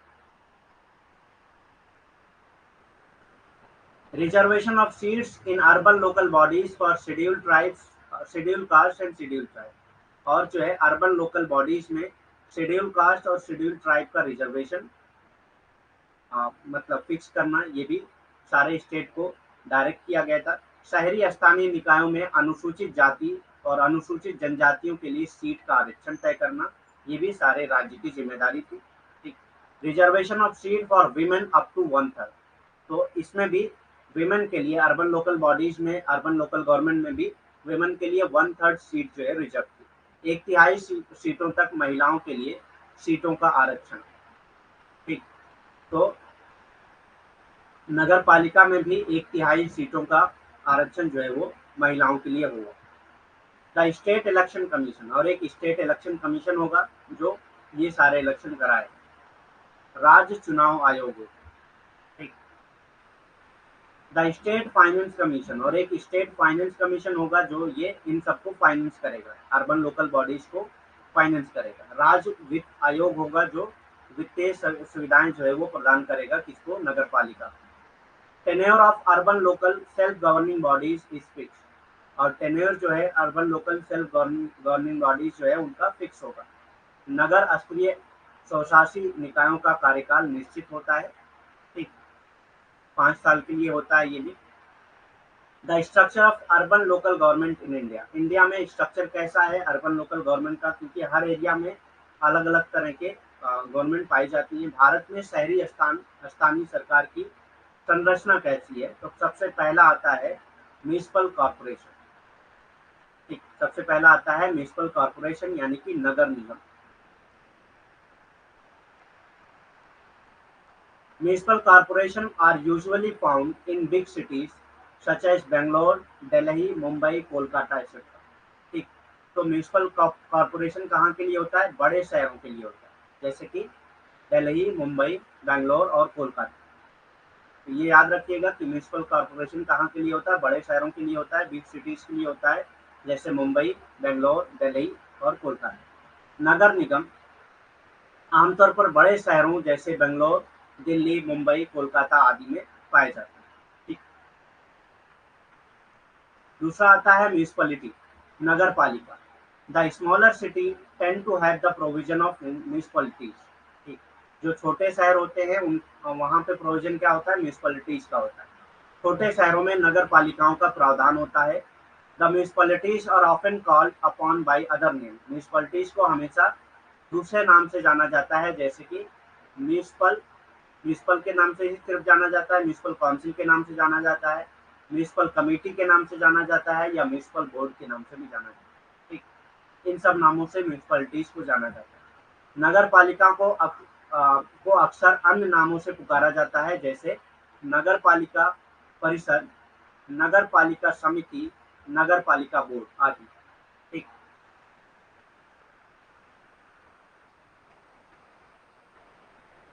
क्लास 2 आवर की चलती है क्योंकि सिलेबस कंप्लीट करना है, डेट भी आ चुकी है, इसीलिए 2 आवर की क्लास ही चलेगी। ठीक, तो 10 मिनट और करते हैं हम लोग, उसके बाद लीव करेंगे क्लास, 10 मिनट और। नोटिफाइड एरिया कमेटी, तीसरा टाइप क्या आता है गवर्नमेंट का, नोटिफाइड एरिया कमेटी, अधिसूचित क्षेत्र समिति। Notified area committee are set up for the fast developing town, जो फास्ट डेवलपिंग टाउन है वहां पे नोटिफाइड एरिया कमेटी होती है। And the town lacking the basic communities, या ऐसे टाउन जिनके अंदर बेसिक कम्युनिटीज नहीं होती है, बेसिक सुविधाएं नहीं होती है, ऐसे टाउन में नोटिफाइड एरिया कमेटी होती है। ठीक। अधिसूचित क्षेत्र समिति क्या होती है, तेजी से विकसित हो रहे कस्बों और मूलभूत सुविधाओं के वंचित कस्बों के लिए अधिसूचित क्षेत्र समिति का गठन किया जाता है। ठीक, तो जो तेजी से विकसित हो रहे कस्बे हैं या ऐसे कस्बे जिसमें मूलभूत सुविधाएं नहीं है, उनके लिए अधिसूचित क्षेत्र समिति बनाई जाती है। All the member of notified area committee are nominated by the state government, यहाँ पे इलेक्शन नहीं होता है, यहाँ पे जो भी मेंबर होते हैं वो कौन नॉमिनेट करता है, स्टेट गवर्नमेंट ही नॉमिनेट करता है। ठीक, अधिसूचित क्षेत्र समिति के सभी सदस्य को राज्य सरकार द्वारा ही मनोनीत किया जाता है। ठीक, तो यहाँ पे चुनाव नहीं होते हैं बल्कि राज्य सरकार द्वारा ही मनोनीत किया जाता है। ठीक, टाउन एरिया कमेटी, ठीक है, बस 5 मिनट रुकते हैं क्योंकि ये तो कंप्लीट करना पड़ेगा टॉपिक के बाद। तो क्लास जो पेपर 1 की आप लोग कहिए कि क्लास हम लोग की चलती है 4 बजे तक, उसके बाद ही क्लास करेंगे। ठीक है, मैं आज बात करता हूँ क्योंकि सिलेबस हम लोग को 31 से पहले कंप्लीट करना है। हम लोग को कम से कम 1 महीने चाहिए रिवीजन के लिए और पीवाईक्यू उसके, क्योंकि पिछले बार हम लोग को बहुत कम टाइम मिला था, जिसमें हम लोग पूरा पीवाईक्यूज भी नहीं कर पाए थे और रिवीजन तो हुआ ही नहीं। तो इसीलिए इस बार हम लोग पहले सिलेबस कंप्लीट करके क्या करेंगे, रिवीजन के साथ साथ पीवाईक्यूज भी करते रहेंगे। ठीक। Town area committee, town area committee कहाँ पे होती है, the town area committee is found in small towns, जो छोटे टाउन्स होते हैं, छोटे कस्बे होते हैं, वहाँ पे टाउन एरिया कमेटी होती है। टाउन एरिया कमेटी छोटे कस्बों में पाई जाती है, शहरों में नहीं, छोटे कस्बों में पाई जाती है। It has nominal authority such as street lighting. ठीक, तो इनके पास बहुत कम अथॉरिटी होती है, जैसे कि स्ट्रीट लाइटिंग, जो आ, रास्तों पे जो लाइटिंग होती है वो, ड्रेनेज रोड, ठीक, ड्रेनेज रोड एंड कंजर्वेंसी, ठीक, इन सब के लिए ही खाली इनके पास अथॉरिटी होती है, बाकी किसी चीज की अथॉरिटी इनके पास नहीं होती। इनमें स्ट्रीट लाइटिंग, ड्रेनेज, सड़कों और सफाई जैसे न्यूनतम अधिकार ही होते हैं। ठीक, तो टाउन एरिया कमेटी के बहुत कम अधिकार होते हैं, सिर्फ स्ट्रीट लाइटिंग, ड्रेनेज, सड़क सड़क और सफाई वगैरह के लिए ही अधिकार होते हैं।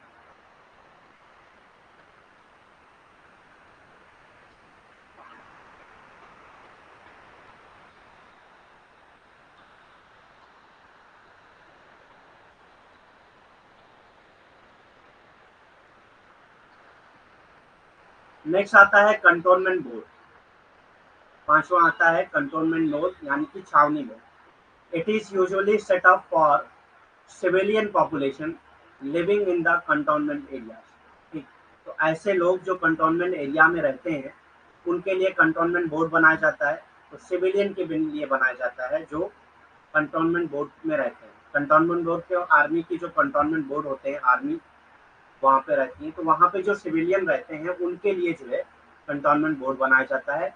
ये आमतौर पर छावनी क्षेत्र में रहने वाली नागरिक आबादी के लिए स्थापित किया जाता है। तो जो छावनी क्षेत्र होते हैं वहाँ पे जो नागरिक आबादी रहती है वहाँ के लिए छावनी बोर्ड बनाया जाता है। ठीक, it is created and run by the central government. ये क्रिएट की जाती है और रन की जाती है किसके जरिए? Central government. इसमें स्टेट गवर्नमेंट का कोई इन्वॉल्वमेंट नहीं होता है, ये सेंट्रल गवर्नमेंट के जरिए ही क्रिएट की जाती है। ठीक, इसमें स्टेट गवर्नमेंट का कोई इन्वॉल्वमेंट नहीं होता। ये केंद्र सरकार द्वारा बनाया और चलाया जाता है, तो केंद्र सरकार ही इसकी देखरेख करती है। तो कंटोनमेंट बोर्ड जो है वो केंद्र सरकार के अंडर ही होता है, छावनी बोर्ड केंद्र सरकार के ही अंडर होता है। ठीक, township. Township is another form of urban government to provide basic facilities to the staff and worker living in colonies established near the plant। ठीक, तो कोई प्लांट है उनके आसपास जो भी कॉलोनीज है, ठीक, उनमें रहने वाले जो स्टाफ मेंबर हैं उनको बेसिक फैसिलिटीज प्रोवाइड करने के लिए ये एक तरह का अर्बन गवर्नमेंट है, जो जिसको टाउनशिप के नाम से जाना जाता है। तो टाउनशिप क्या है? ऐसे एरिया के लिए होता है जहाँ पे कोई प्लांट लगा होता है, किसी चीज का प्लांट लगा है, वहाँ पे जो स्टाफ लोग रहते हैं, कॉलोनीज बनाकर जो स्टाफ लोग रहते हैं, उन कॉलोनीज में जो बेसिक फैसिलिटीज प्रोवाइड करना, जैसे कि water, drainage system, road system, lighting system, ये सब प्रोवाइड करने के लिए टाउनशिप होती है। ठीक, टाउनशिप संयंत्र के पास स्थापित कॉलोनियों में रहने वाले कर्मचारियों और श्रमिकों को बुनियादी सुविधाएं प्रदान करने के लिए शहरी सरकार का दूसरा रूप है। तो ये शहरी सरकार की तरह का ही एक रूप है, जो क्या करता है, जो आ, संयंत्र के पास, यानी कि जो ऐसी जगह है जहाँ पे किसी चीज का प्लांट लगा हो, किसी चीज की फैक्ट्री लगी हो, वहां पे रहने वाले लोग जो कॉलोनी बनाकर रहते हैं उनके लिए जो बुनियादी सुविधाएं होती हैं, उन वो जो कर्मचारी होते हैं जो वहां पे रहते हैं, उन कर्मचारियों के लिए जो बुनियादी सुविधाएं होती हैं वो प्रदान करने के लिए टाउनशिप बनाया जाता है। ठीक, वही सब प्रदान करने के लिए टाउनशिप बनाया जाता है।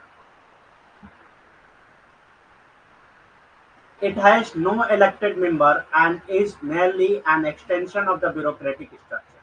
ठीक, इसमें कोई भी इलेक्टेड मेंबर नहीं होता है, जो भी ब्यूरोक्रेट्स होते हैं उन्हीं को बना दिया जाता है इसका मेंबर। ठीक, merely an extension of bureaucratic structure, एक तरह का ब्यूरोक्रेटिक स्ट्रक्चर को एक्सटेंड कर दिया जाता है। ठीक, it has no elected member and is merely an extension of bureaucratic structure। इसका कोई निर्वाचित सदस्य नहीं होता है और ये केवल नौकरशाही संरचना का विस्तार है।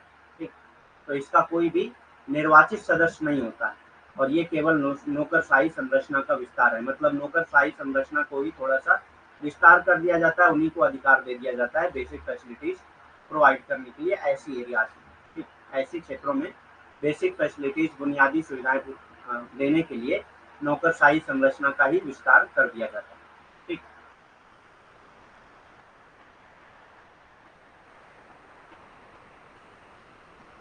सेवेंथ आता है पोर्ट ट्रस्ट। पोर्ट ट्रस्ट क्या है? Port trust are establish in the port areas. जो पोर्ट एरियाज होते हैं वहां पे पोर्ट ट्रस्ट बनाया जाता है, such as Mumbai, Chennai, Kolkata etcetera.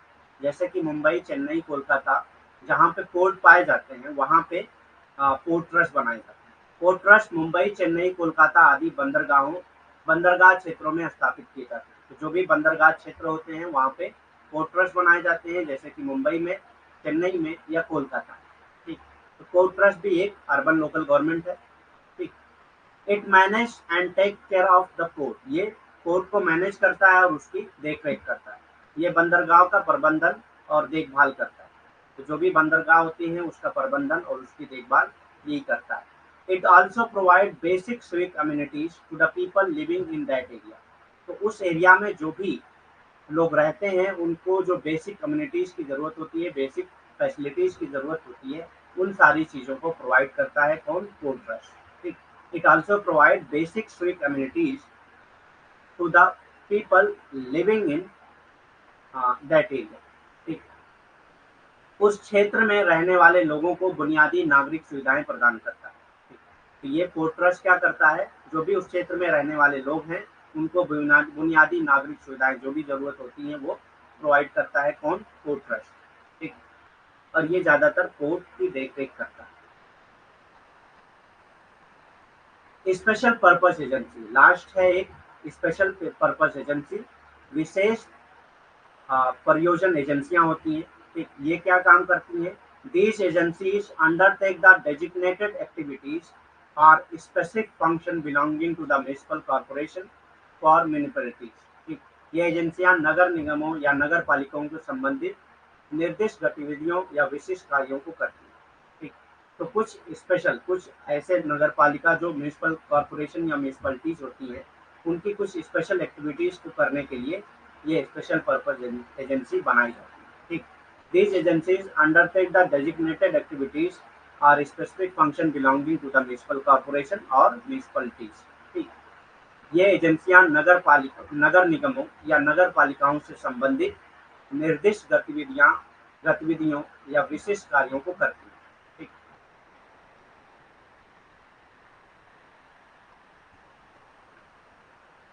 Next आता है यही 2-3 स्लाइड और बची हुई हैं, हम लोग खत्म कर लेते हैं। 3-4 हैं, ज्यादा नहीं है, 5 मिनट लगेगा। और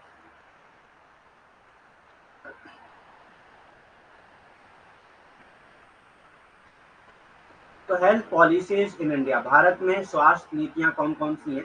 ठीक। तो 1996 में इससे रिलेटेड क्वेश्चन पूछे गए हैं कई बार। ठीक। 1996 में इंटेलेक्चुअल डिसेबिलिटी रिलेटेड स्कीम आई थी। ठीक।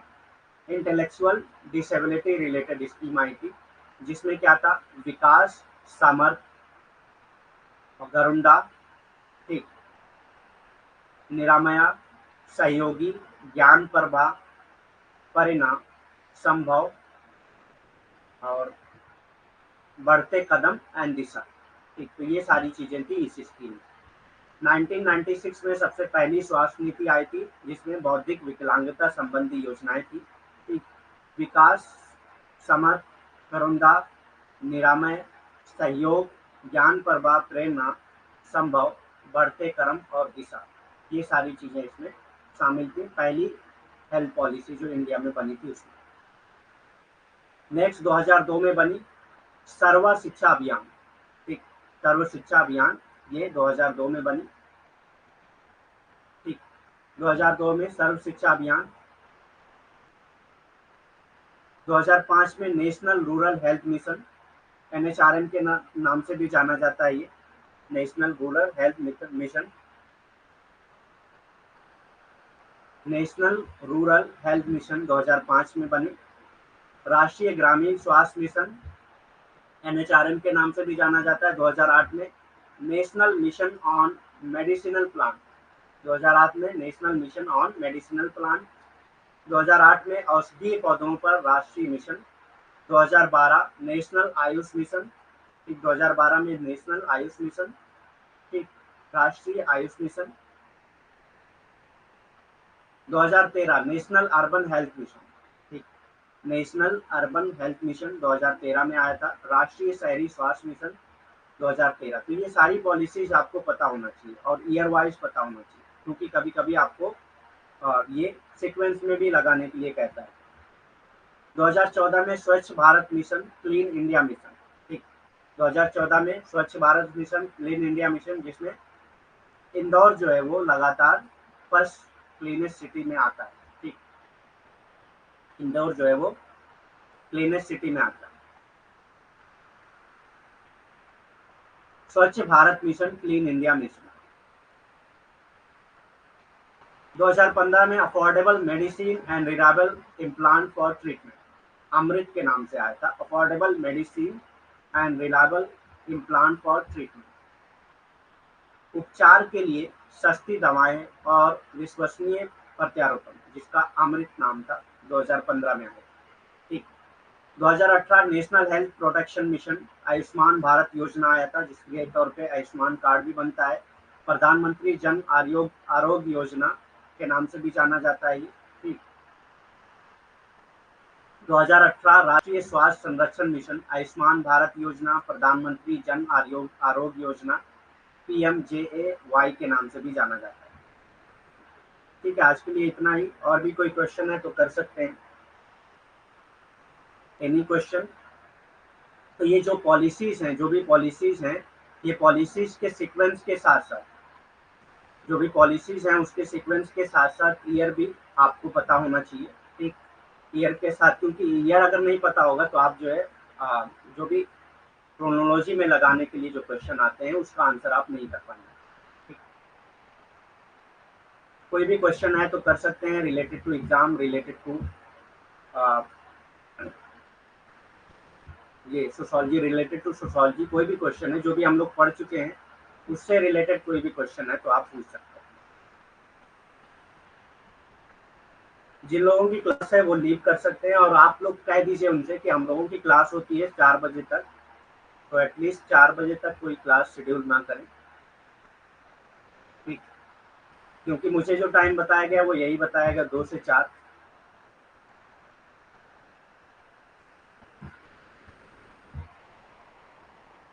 Any question? और अगर पीडीएफ से रिलेटेड कोई क्वेश्चन है, आपको पीडीएफ से रिलेटेड कोई प्रॉब्लम हो रही है तो भी बता सकते हैं। पीडीएफ डाउनलोडिंग से रिलेटेड कोई प्रॉब्लम हो रही है तो बताइए।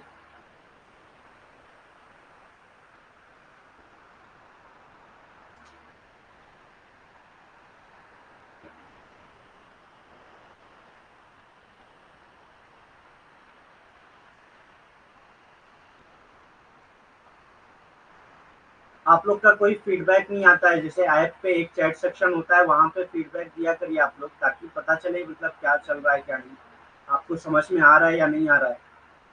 या अगर कोई इम्प्रूवमेंट के लिए आपका कोई सजेशन भी है तब भी दे सकते हैं, या कोई चीज़ अगर नहीं समझ में आ रही पढ़ते वक्त तब भी आप चैट सेक्शन में पूछ सकते हैं, टेलीग्राम चैनल पे पूछ सकते हैं आप।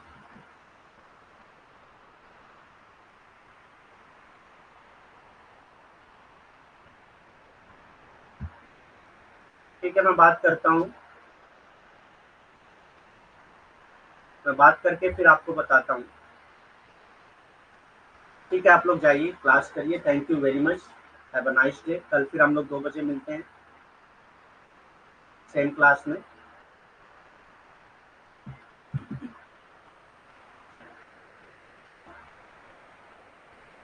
और कोई क्वेश्चन नहीं है ना?